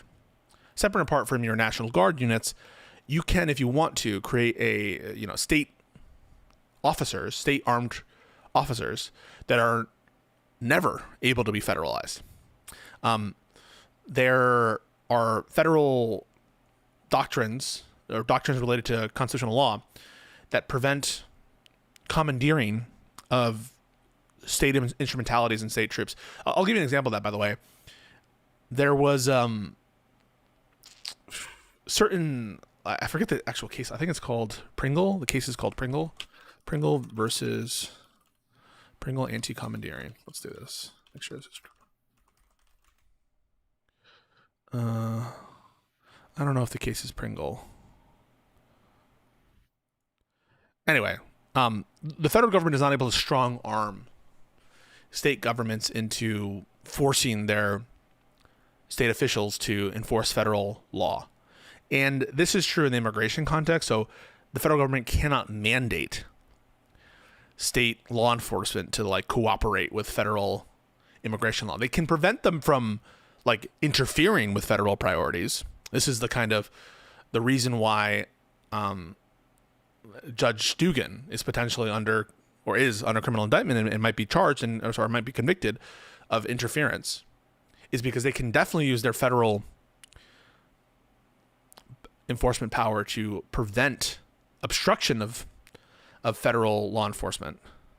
But they can't take over state regulatory processes. They can't take over state law enforcement.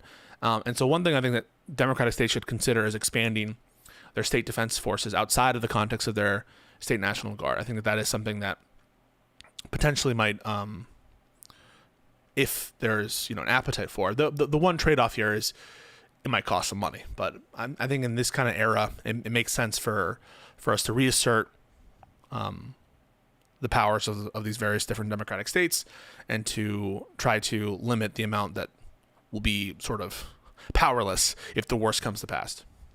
But yeah, that's my take on the National Guard issue. Any questions before I move on?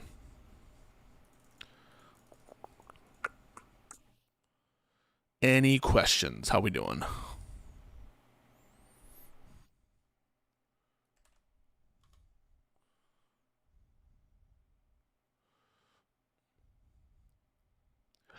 Okay. So next up, we have gerrymandering. Gerrymandering. Missouri, unsurprisingly, like Texas and some of these other Republican states, are trying to get into this arms race, with respect to partisan gerrymandering. And people like Nina Turner and some of these other, I don't even understand the ideological composition of the pundits who are against Democrats responding in kind. They seem to be suggesting perhaps that, or at least what I understand to be saying is Missouri wouldn't have done this if it weren't for California, New York, and these other states saying what they're saying.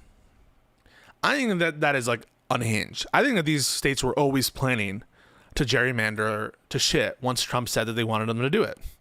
So you should not ascribe any causality to the Democratic response, from the Democratic response to what these states are doing. Obviously, California was just responding to what Texas was doing. And I think that Missouri was going to do what they're going to do no matter what. They were going to try to take every advantage they could. They already have gerrymandered as fuck states. And so you should not buy into this, I think, lie narrative that like the Democrats uncorked the bottle on this Republican gerrymandering effort. This shit was always going to happen when Trump demanded it. And lo and behold, it is happening. That's why Democrats need to play the game. There is no independent self-standing principle that we never want to politically or partisanly gerrymander under any circumstance. The principle that we should uphold as Democrats is we're against partisan gerrymandering on a unified national level. But if, for example, the Supreme Court gives its seal of approval to partisan gerrymandering, and if Republicans start to gerrymander their states, we don't have an opposition to partisan gerrymandering. That's our principle. Our principle is equal terms with respect to partisan gerrymandering. And the Supreme Court has said it's a political question for the political branches, namely the states in this context, to solve. All it would take is a federal law to ban partisan gerrymandering. That's all it would take. And Democrats are in support of it. But if you believe that we one day need to get to that law and that state of play, then what you need to do is elect Democrats. And you need to be in favor of Democrats trying to have the biggest majority that they can have.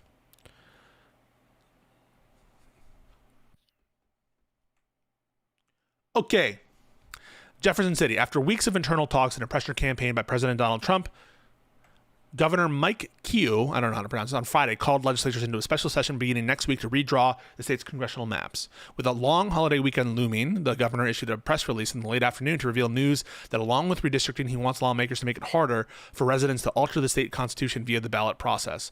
Today, I'm calling on the General Assembly to take action on congressional redistricting and initiative petition reform to ensure our districts and constitution truly put Missouri values first. This is about clarity for voters and ownership of our future, and I hope the legislature will work together to pass our Missouri First map and critically needed IP reform. This should tell you, by the way, how much Republicans care about like democratic institutions. They want to make it harder for states to pass ballot reforms, for states to speak on an issue, you know, to alter their constitution, to referenda, that kind of stuff. They did similar things, by the way, in like Texas, and I think they try to do this in Florida. In Florida, I think you need 2/3 or something to pass it, or some either 60%. There was some weird threshold in Florida to pass a ballot measure to change the Constitution. And so the result you had was in 2024, or it was either in 2024 or before or thereafter, I forget exactly when, there were ballot measures to legalize weed and to implement Roe v. Wade, which won by large majorities, but not enough to get to that threshold. So they don't really give a shit about democratic institutions. But here's Governor of Missouri. I need to pronounce this correctly. Keogh? I don't fucking know. Talking about it.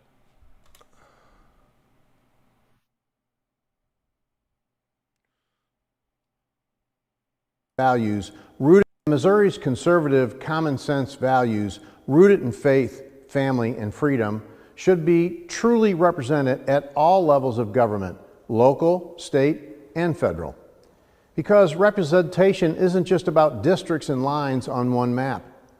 And our Constitution... Sorry, Jen Wink, giving ourselves to the enemy is what you are all lobbying Pisco to do. Connor is more on our team than you illiberal fucks. Connor is a Republican. I don't know what you're talking about, or if you're talking about me or who you're talking about, but none of us want to impose illiberal values to the extent that we are pushing for like communism. I'm against that. I don't know how many times I have to say I'm against communism. Like, what the hell is going on? We're all in favor of, or we should be, and I hope it's clear that you guys, my audience, understands that like we're in favor of pushing for progressive Democrats, but we're not in favor of communism. All right. I don't know who you're talking to, but yeah. Audience, we're not communists. We support Democrats and liberal values and progressives, but we will criticize Democrats when they do fucking stupid shit. But in general, we are not in favor of authoritarian communism, Marxist Leninism, that kind of shit.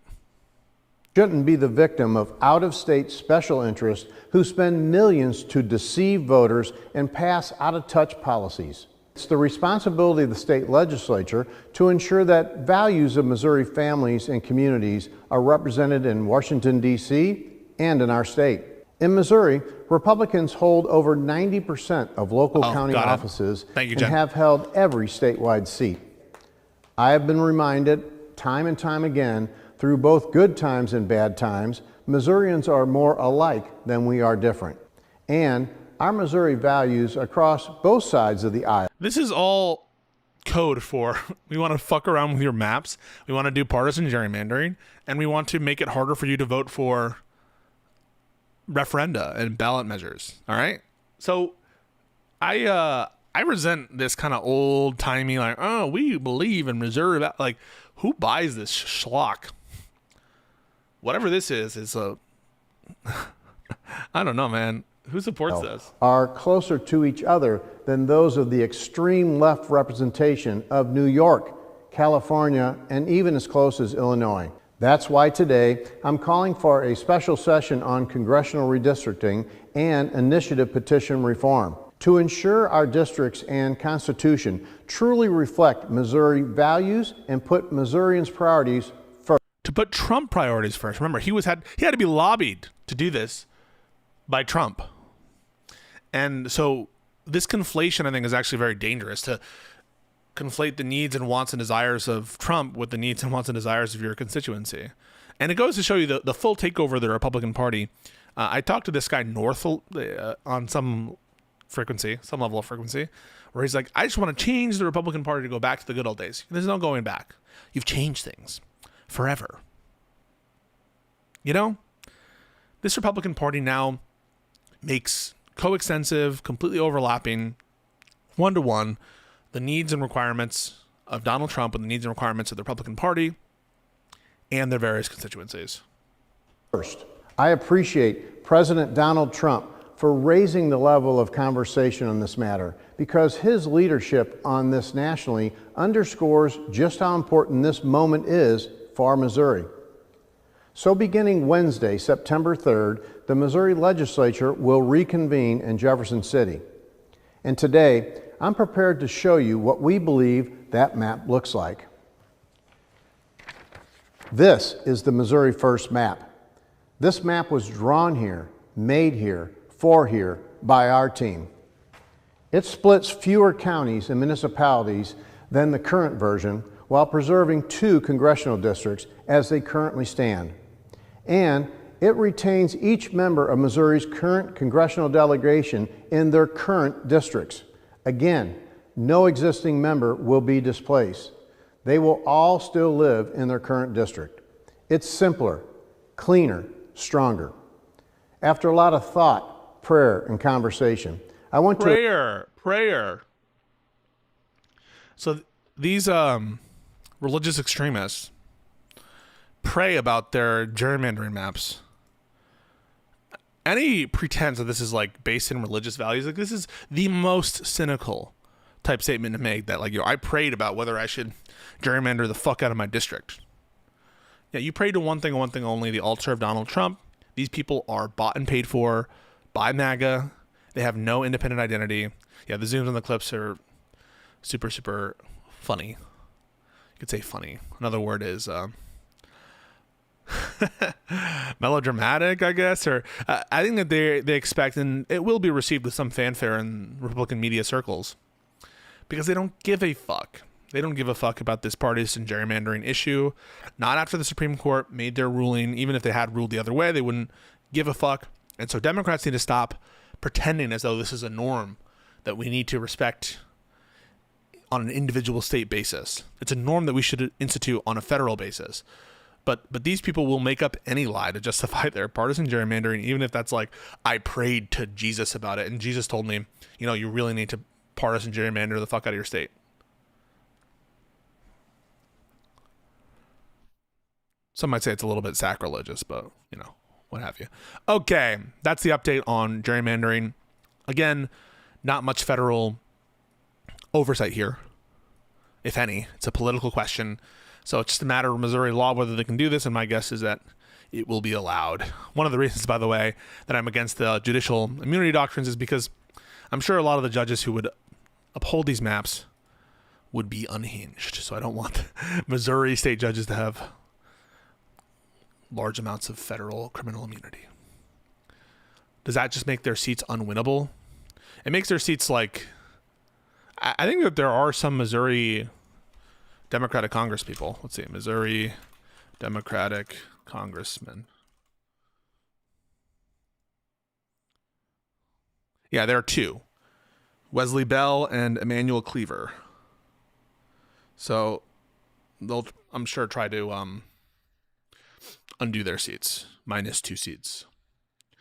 But yeah, and to keep in mind also, let's see what Missouri's vote margin was. Missouri vote margin 2024. Trump won it by like 13 points, right? 13 points. And the Republicans will probably after the end of this process get every single seat in Missouri, even though it's like a 13-point win. That's it, right? That's how fucked up our system is. What can you do, though?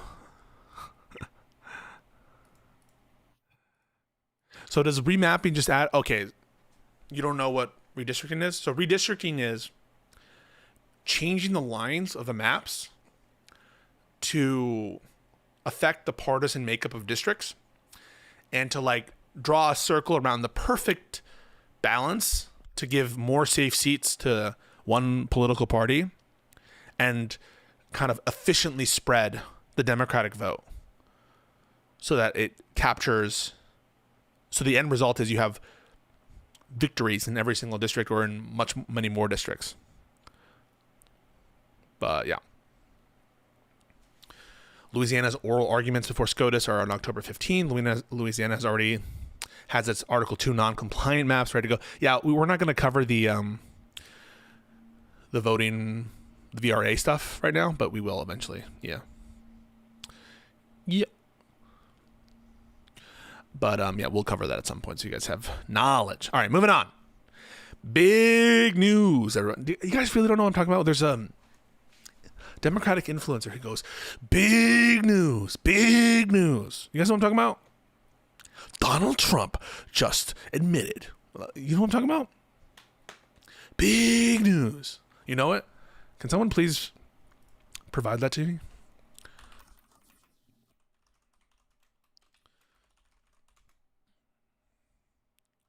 Big news. I need that clip. We need to invite him to Live and Learn.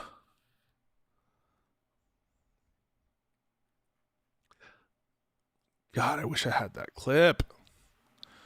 Someone give it to me. I forgot that guy's name. We need it, Dr. Zayas. Dr. Zayas, Dr. Zayas. Oh, Dr. Zayas. Dr. Zayas, Dr. Zayas. Pack, Live and Learn. Oh, boy. Yeah, that's him. Oh, boy. Influencer. Fuck, what's his name? Big news. I'm going to spend 1 minute. You guys have to chill while I look for this guy.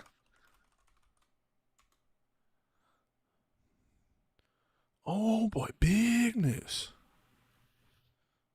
I got it. Oh, my God. Hang on. I recognize the name.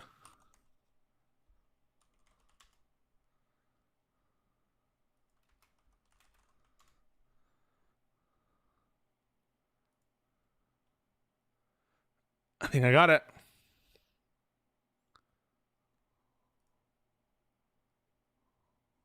Boy, great news. Oh, boy. Okay, I got it. Here we go. One sec.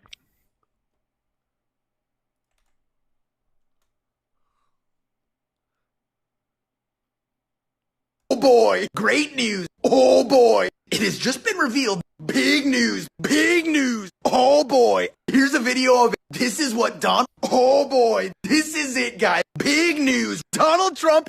So Donald Trump, it has just been revealed. Oh, here's a video of, oh boy, Republicans are free. Oh man, here's big news and big news. It has just been revealed. Big news, more big news. Oh boy, it has just been revealed. Oh boy, so Donald Trump, big news. So Donald Trump, big news. Oh boy, big news. This is crazy. Fox News. This is who they think Chorus is supporting.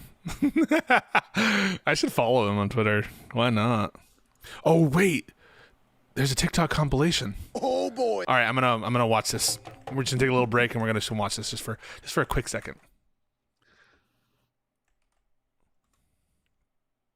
Oh boy, oh boy, oh boy, oh boy, oh boy, oh boy, oh boy, oh boy. Big news, big news, big news, big news, big news, big news, big news, big news, big news, big news, big news, big, great news. Donald Trump is getting very angry on Truth Social. Donald Trump is very angry on Truth Social. Trump is freaking out now on Truth Social. Donald Trump is freaking out on Truth Social again. Donald Trump is melting down on Truth Social again. Donald Trump is attacking the FBI. The FBI was looking to retrieve. The FBI just released the affidavit for Donald Trump. The DOJ just confirmed that they are investigating Donald Trump. Donald Trump is officially under investigation. Donald Trump, this is not looking good for you. Donald, if you were frightened before, you better be frightened now. Donald Trump, buckle up, buddy. Donnie, buckle up, buddy. Buckle up, Donnie. Buckle up, Mark Meadows. And buckle up every Republican, because justice is coming. Lindsey Graham, buckle up, buddy. Justice never came. Get out of It never this one. came. Tell us, Donald. Tell us the truth. Donald, it was not Nancy Pelosi's fault. It was true. Because they have so much evidence against you. I'm gonna do this kind of frown from now on. You're gonna get away with this one. Here's a video of Donald Trump falsely claiming that he built the wall. Here's a video of Donald Trump trying his new comedy bit at the Arizona rally. Here's a video of Donald Trump forcing himself onto a woman at CPAC. Here's a video of Donald Trump, the America First president, praising Saudi Arabia. Here's a video of the disgraced one-term, twice impeached ex-president. Here's a video of Matt Gaetz being very disrespectful. Here's a despicable video of Congressman Matt Gaetz. Here's a despicable video of Republican Senator Rick Scott. Here's a despicable video of Marjorie Taylor Greene. Here's a video of Marjorie Taylor Greene calling on her supporters to embrace nationalism. Here's a video of Marjorie Taylor Greene falsely claiming that most Americans are Christian nationalists. Here's a video of Ted Cancun Cruz saying that he disagrees with the Supreme Court. Here's a video of Ted Cancun Cruz telling you that he supports funding veterans' healthcare. Here's a video of wacky Sarah Palin calling herself a grizzly bear. Here's a video of Mehmet Dr. Oz admitting he's from New Jersey. Here's a video of Phil MAGA Mickelson being heckled in the middle of his backswing. Here's a video of young Democrat Mondaire Jones calling out Tucker Carlson. Here's a video of a very passionate Trump supporter on the verge of tears. Here's a video of a MAGA who just lost her primary election. Big news. Get out and vote this November. Guys, do I need to remind you? Yes, I do. Vote for the Democrats this November. Get out and vote. Oh my God, guys, get out and vote. You better vote for the Democrats this November. Oh, you better. Because Florida's seat is flippable. Don't let anybody tell you it's not. It wasn't we flippable. Turn it blue. Let's we didn't. We didn't. Same goes for you, Donald Trump. Am I supposed to be happy? I want to see some handcuffs. Amazing. All right. I think we just found the sixth member of Live and Learn. Listen, say what you want about the guy. He's got the energy we need. He's got moxie. I do think that he is someone that we should give a call. He's the next Joe Rogan of the left. And I won't hear that he's not. Okay. So, we are going to just take a quick little amount of time to go over. We'll probably get to, of these cases, we won't probably get to tariffs today. We're going to do the deporting Guatemalan children situation. That might be it that we have time for today. But I think it's important for us to keep an eye on this kind of deportation stuff. We're going to take a look at a quick video and then go through the lawsuit. And I think that we have a motion for a TRO as well. And we'll just take a quick little look at it so you guys understand what the hell is going on. So just real quick, and then I'll get out of your hair. So let's Take a look. Big news. Big news. One sec. What's happening with the Obama OBM transparency case? I don't know. Good question. Good question. Big news. In another blow to Trump's immigration crackdown, a federal judge today blocking the administration from deporting hundreds of Guatemalan children who had crossed the border without their families. This emergency order came after the court was notified the children were in the process of being removed from the U.S. So the attorneys representing these kids say it's an attempt to send them back to their home countries in a way they argue is against the law. Our immigration reporter Armando Garcia joining us now with the story. So what is the status? What's the status of these kids?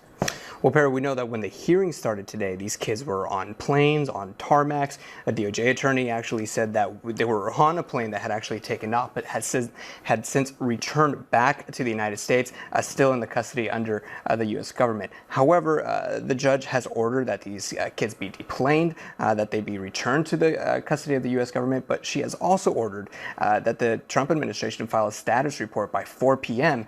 detailing the whereabouts of these kids. It's now 5-something, and they haven't done it yet.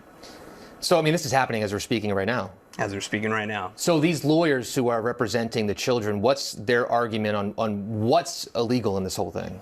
Well, look, it's very important for our viewers to know. Can the U.S. government return an unaccompanied minor back to their home country? Yes, absolutely, no doubt. However, that process is usually carried out in court and typically involves, importantly, the child being able to contest the removal and express if they feel they're going to be harmed when they are returned back to their home country. That is not. So you can imagine what the problems would be if the government could just, on its own discretion and without any review, send unaccompanied minors wherever they want for any reason without a chance for, the child or someone representing the interest of the child to file a lawsuit or to contest their removability or to contest their actual physical removal or deportation.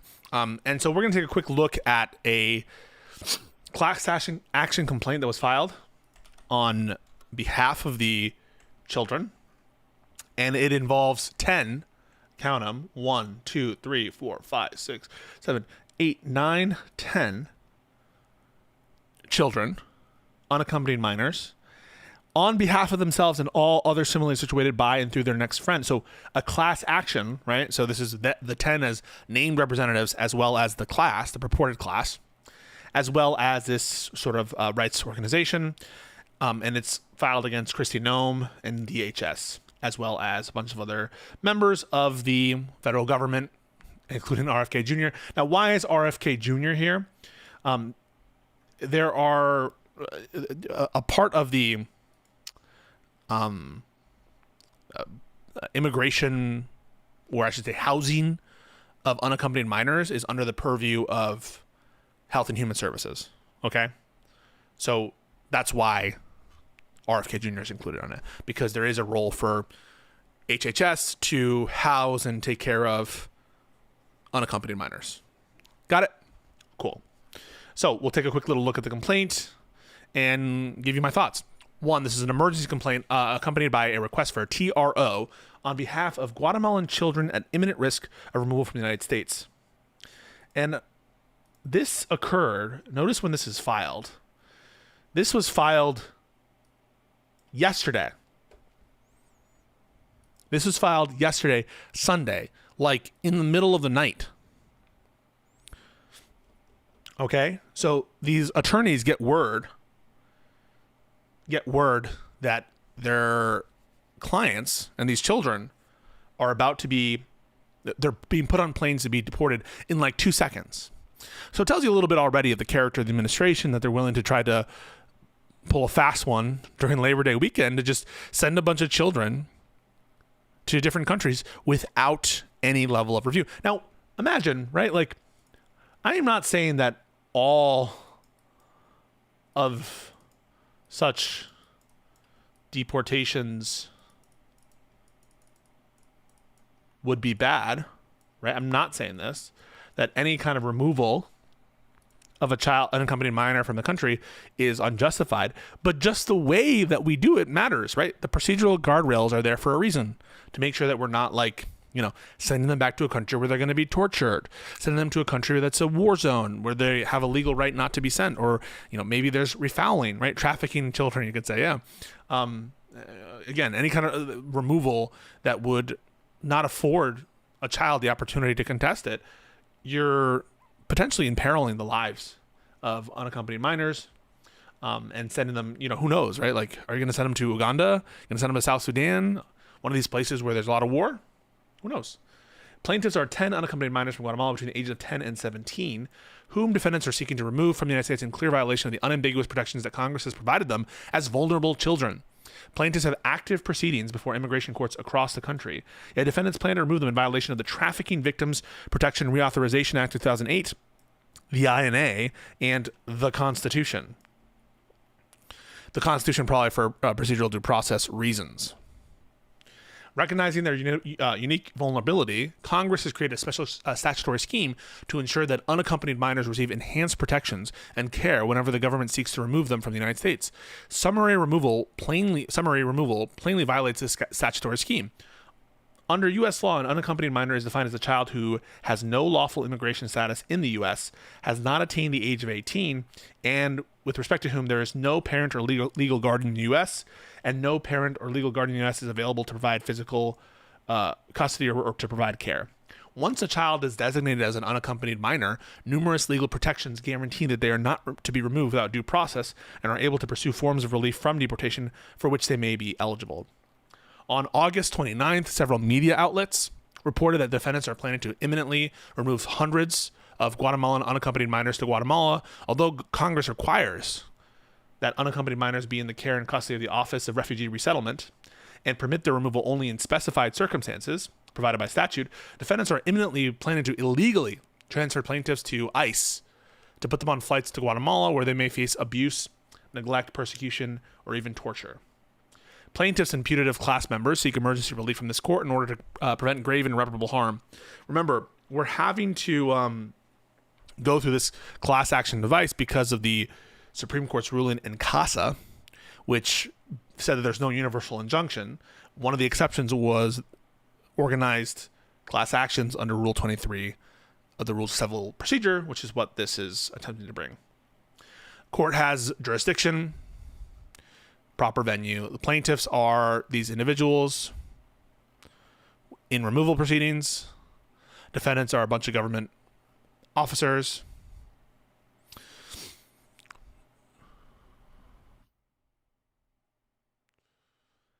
Defendant, U.S. Department of Health and Human Services, is a cabinet-level department overseeing the Office of Refugee Resettlement that is responsible for overseeing the care and custody of unaccompanied minors. Thank you for the super chat. If they're going to send Garcia away, why not simply send him to Canada, the UK, etc.? Why Uganda? Because the country needs to be willing to accept them, right? Like, we can't send them to a place they're not going to be accepted. And America is entering into these agreements with these African countries, basically paying them in exchange for taking some of these individuals. So it's very doubtful that UK or Canada is going to accept Kilmar. But Costa Rica did and was willing to. We talked about the status of his case in a previous stream, and so I would refer you to that. But in general, yeah, there's a order of priority in terms of where you're supposed to remove them, starting with the designation of the immigrant that's purported to be deported, and following on from that, different levels of connection to the proposed country, and finally ending at send them wherever you want. But obviously the country needs to accept them before you put them on a plane and send them there. Okay. Yeah, so I was in line when I said the Office of Refugee Resettlement is under the Health and Human Services cabinet. So it's not directly a part of DHS. So what they're accusing them is saying ORR, right? Which is under RFK. That's why they're suing RFK. Is going to transfer the unaccompanied minors to ICE before we have due process and the right procedures. ORR is a sub-agency of HHS. Background: the Trafficking Victims Protection Reauthorization Act embodies Congress's intent to provide unique protections to unaccompanied minors. This statute, that is the Trafficking Victims Protection Reauthorization Act, the TVPRA, creates a comprehensive scheme that mandates special procedures. Pursuant to the TVPRA, any unaccompanied child sought to be removed, except for certain unaccompanied children from contiguous countries. This is like not Guatemala, so open up a map, right? And you'll find that Guatemala is not there, so it's U.S., Mexico, Canada up here, and then you have Central America, so not contiguous. Okay? So any unaccompanied child from a non-contiguous country shall be placed in removal proceedings, shall be eligible for relief at no cost to the child, and provided access to counsel. So we give them access to a lawyer, which is different than what most people in removal proceedings are given. They're not given automatic lawyers. Guatemala is not contiguous to the United States. They share no border. So this provision of the TVPRA applies to Guatemalan unaccompanied children. It requires DHS place children in removal proceedings by requiring that they place them in 12998 removal proceedings. It exempts unaccompanied children from placement in expedited removal. So you're not subject to expedited removal. Is a process by which individuals have less procedural protections if they're like sort of apprehended right at the border, or they don't immediately say they have a credible fear, and you're not necessarily put up before a judge. You're put before an executive member, like a border agent, and if you say that you have a credible fear of persecution, perhaps you'll get some additional procedures. But this exempts unaccompanied minors from expedited removal. Congress provided even further protections to unaccompanied minors in removal proceedings by mandating that their claims for asylum be heard in the first instance before an asylum officer in a non-adversarial setting, rather than in an adversarial courtroom. The TVPRA contains no exceptions to these protections, confirming Congress's clear directive. TVPRA does not allow DHS to bypass the 1299A proceedings and remove them without observation of the INA. Access to counsel, in addition, it says that they shall provide, to the greatest extent practicable, counsel to represent them. Safe repatriation, the TVPRA also provides special procedures to ensure the safe repatriation of unaccompanied minors who seek to depart the U.S. voluntarily or who are ordered removed at the termination of removal proceedings. The TVPRA mandates, however, that unaccompanied minors granted voluntary departure not bear the cost of their repatriation. So a bunch of different protections. And the custody needs to be within ORR, is the only agency authorized to retain custody of unaccompanied minors. The TVPRA provides that, except in the case of unaccompanied minors from a contiguous country, the care and custody of all unaccompanied alien children shall be the responsibility of the Secretary of Health and Human Services. Any federal department or agency that has an unaccompanied minor in its custody must transfer them to ORR not later than 72 hours after determining that they are an unaccompanied minor. ORR has promulgated detailed regulations for making determinations for unaccompanied minors. Prior to the enactment of the HSA and the TVPRA, federal courts intervened on several occasions to protect unaccompanied minors from abuses in the immigration system. These protections remain binding. In 1997, a federal court in the Central District of California approved a consent decree covering all minors who are detained in legal custody of INS. It's the predecessor organization to ICE. Among other requirements, the Flores settlement directed the INS to treat all minors in its custody with dignity, respect, and special concern.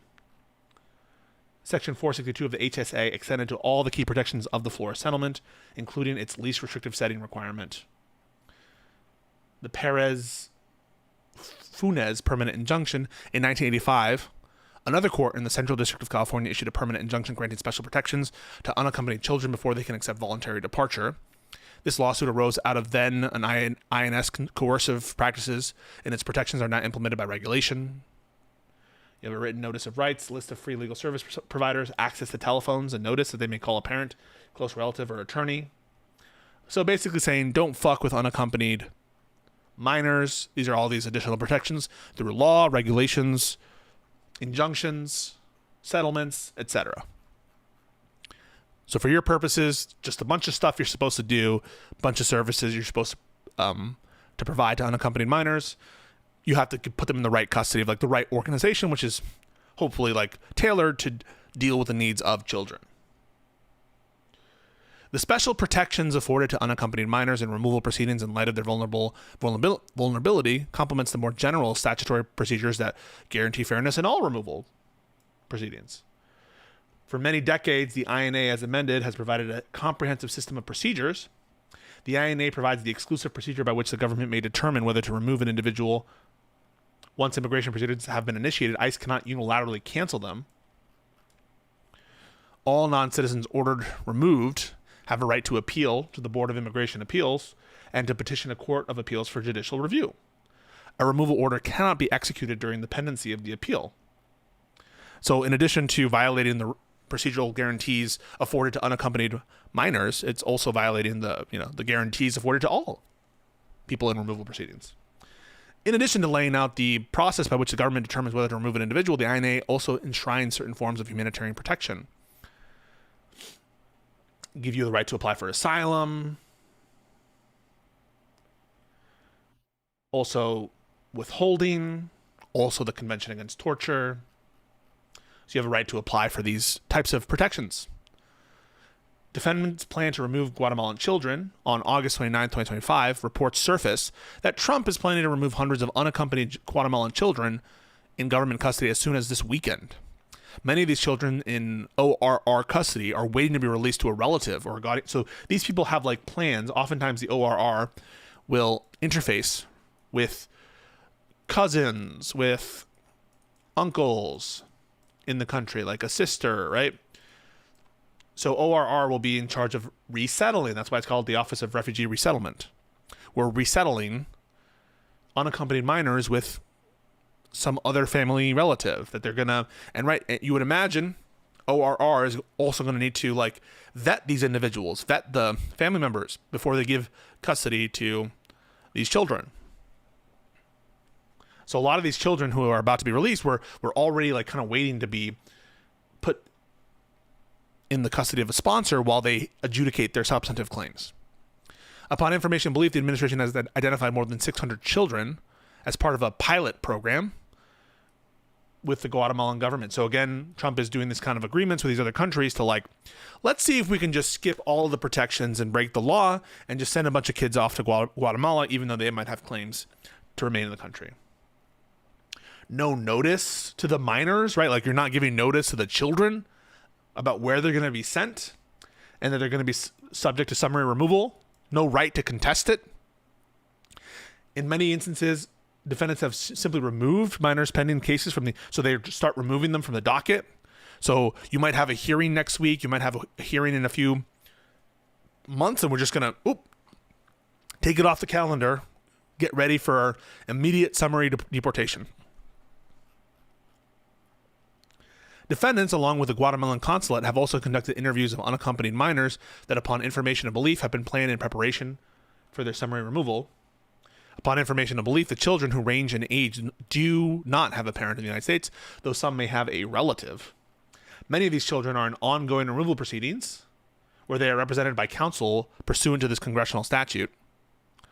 Upon information and belief, officials have internally referred to these removals as repatriations and not deportations, implying the children impacted are not being involuntarily removed. Again, this is another attempt to kind of carve out some area of lawlessness. We go back to that definition of like a concentration camp, which is a lawless zone. They're trying to create lawless categories where they don't have to be bound by what Congress says. And so it's not a deportation, it's a repatriation. And with a repatriation, we don't have any rights, right? Problem solved. If removed, plaintiffs will suffer grievous and irreparable injury. They'll lose an opportunity to seek permanent status. The government hasn't complied with their legal obligations. And these are the class allegations, which are largely probably, the same as what I just read. So this is the Rule 23 analysis. And you can see, right, the class is numerous, right? It's hundreds, right? So you're going to fulfill the numerosity requirement of Rule 23. Rule 23. Commonality, are the claims similar between the members of the purported class? Well, yeah, they're all being denied the same kind of rights. Maybe it's some different ways that they're being denied the rights. Maybe they have some different facts, but the summary removal presents a common question that will lend itself to a common answer. So these claims are very common between the members of the class. Are the questions typical of the class reps? So are the head or the class reps, right? Are these, what's going on with the class reps, typical of the broader class from a vertical perspective, right? You can think of commonality as horizontal cohesiveness. You can think of typicality, right? Typicality as a kind of vertical cohesiveness. And the answer, yeah, the class reps are very typical of the overall class injuries. And again, you can start to see why these questions begin to merge. The more common the questions are between the members, the more likely the class reps are going to embody those questions. So a lot of this seems like it's the same analysis is because the questions begin to merge. You're more likely to be typical or to have a finding of typicality if there's a great deal of commonality between class members. And the adequacy of representation, the plaintiffs seek the same kind of relief as other members, right? There's no lawyer conflicts that we can think of at the moment. It's not like there's some inherent conflict. The class rep plaintiff members are members of the class. Their interests do not conflict with members of the other class. The proposed class is represented by experienced attorneys. We have extensive experience litigating class action lawsuits, etc., etc. First, claim of action, violation of TFPRA.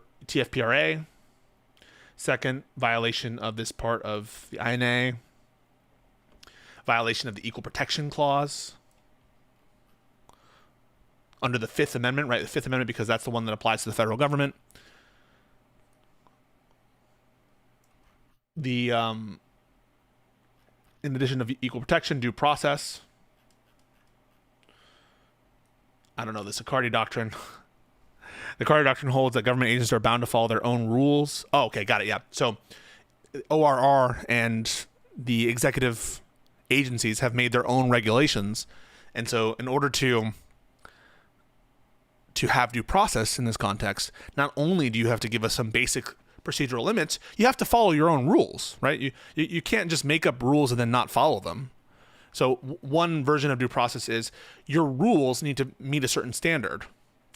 And a second version of the due process issue is whatever your rules are, you need to follow them.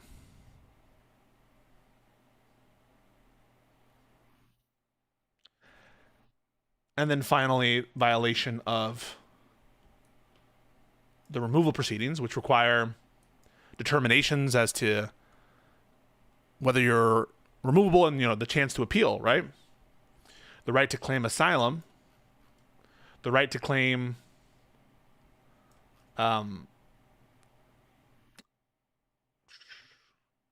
relief that you might be tortured, and they're respectfully praying the court to grant a TRO, certify the class, enjoin them from transferring custody. So there's a custody issue here.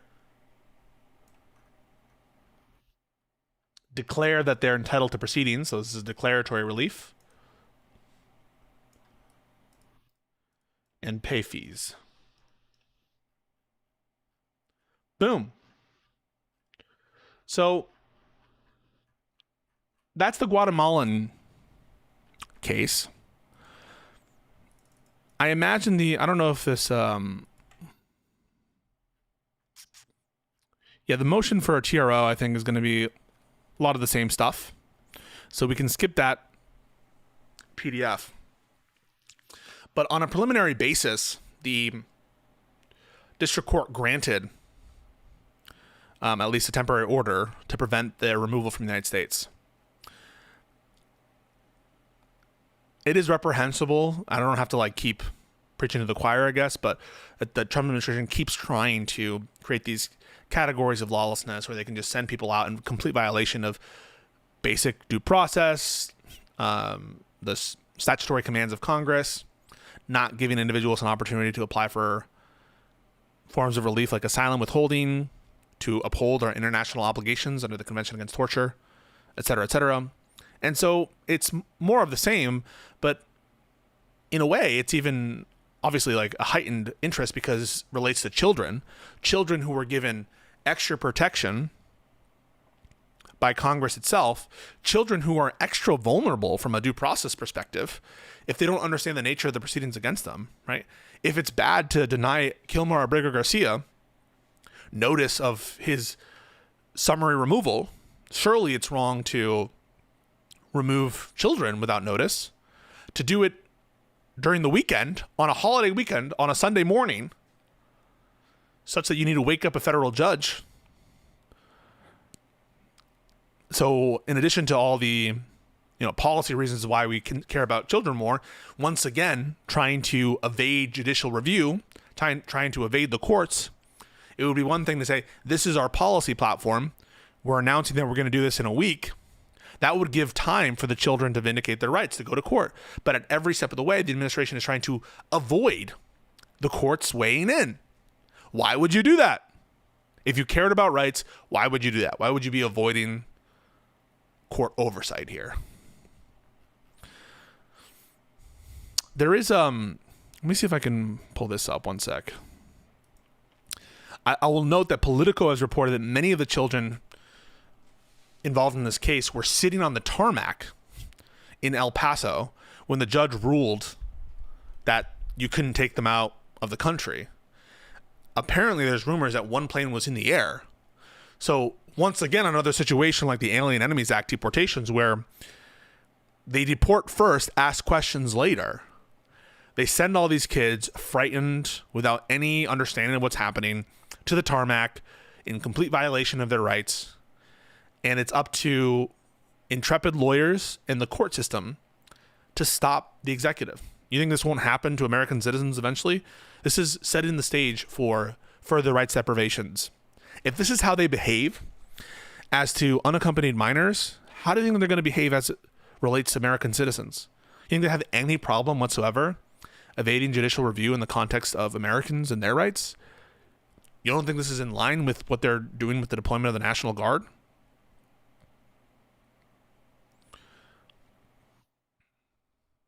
So, two components before I leave you. Well, by the way, reminder, we're going to be back tonight for two things. One is going to be Live and Learn. Okay, I think Anna Bauer live tweeted this. I think that's right. Let me just see if I can find this. We're going to be back for Live and Learn tonight at 7 p.m. And then after that, Ryan Mullally at 9:30. I believe that's going to happen. And if not, I'll go live for a few hours anyway, probably.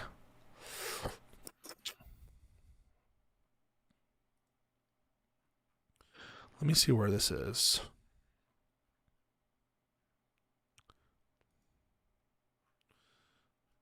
Well, anyway, sorry. I can't find it right now, but I don't want to do the Blue Sky link. This is a quote apparently from Judge Sukhanin. Quote, as I said at the start of this hearing, I got a call at 2:36 a.m. last night because the government chose the wee hours of the morning on the Sunday of Labor Day weekend to execute a plan to move these children. That's why we're here. This is at the hearing to remove these children, unaccompanied minors. So the judiciary is aware of this. At this point, they're having to take extra measures to insulate themselves from Supreme Court fuckery and from Trump fuckery.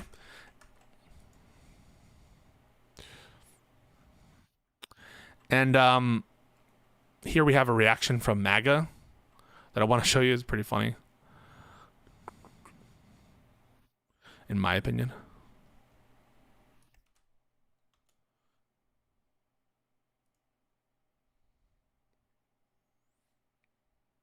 Sukhanin has signed a fraudulent judicial oath with Boasberg as their signing witness. They are not Article 3 federal judges as proven on my J6 court record. So we have, some J6 insurrectionists trying to weigh in on whether these people are official judges or not. This is the caliber of the MAGA response. So, yeah. Any thoughts or questions?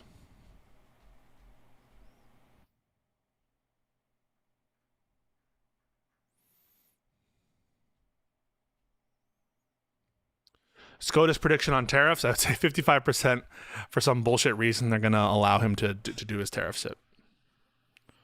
But that's not based on, I think it's a pretty obvious legal. We'll go over the tariff situation maybe tomorrow. I do want to go through that, or tonight if Ryan is not available. But I think we're going to do it at 9:30. But yeah, I think that there's a good chance. It's just on vibes at this point that they're going to just let Trump do what he wants with tariffs because fuck it. I don't think it's like an overwhelming chance. I think the law is squarely in favor of the people who are arguing that this is an illegal tariff or a set of illegal tariffs. There's actually like dozens of different tariffs that are constantly modified. It's a little bit exhaustive to read the opinion because the tariff changed so many times, and the court will sometimes refer to them in a summary fashion, but sometimes they'll like go through every time they change the tariff. It's fucking insane. But yeah, Boasberg is the CCOT judge. Boasberg is the judge who initially ruled on the Alien Enemies Act deportations and where the Trump administration violated his order, his direct order. So yeah. Okay, folks. That was very fun. I appreciate you guys tuning in. I have to bounce, but we did our time. We'll be back tonight at 7. And I want to thank each and every one of you for tuning in. Yeah, stay cool, and we'll talk soon. See you tonight.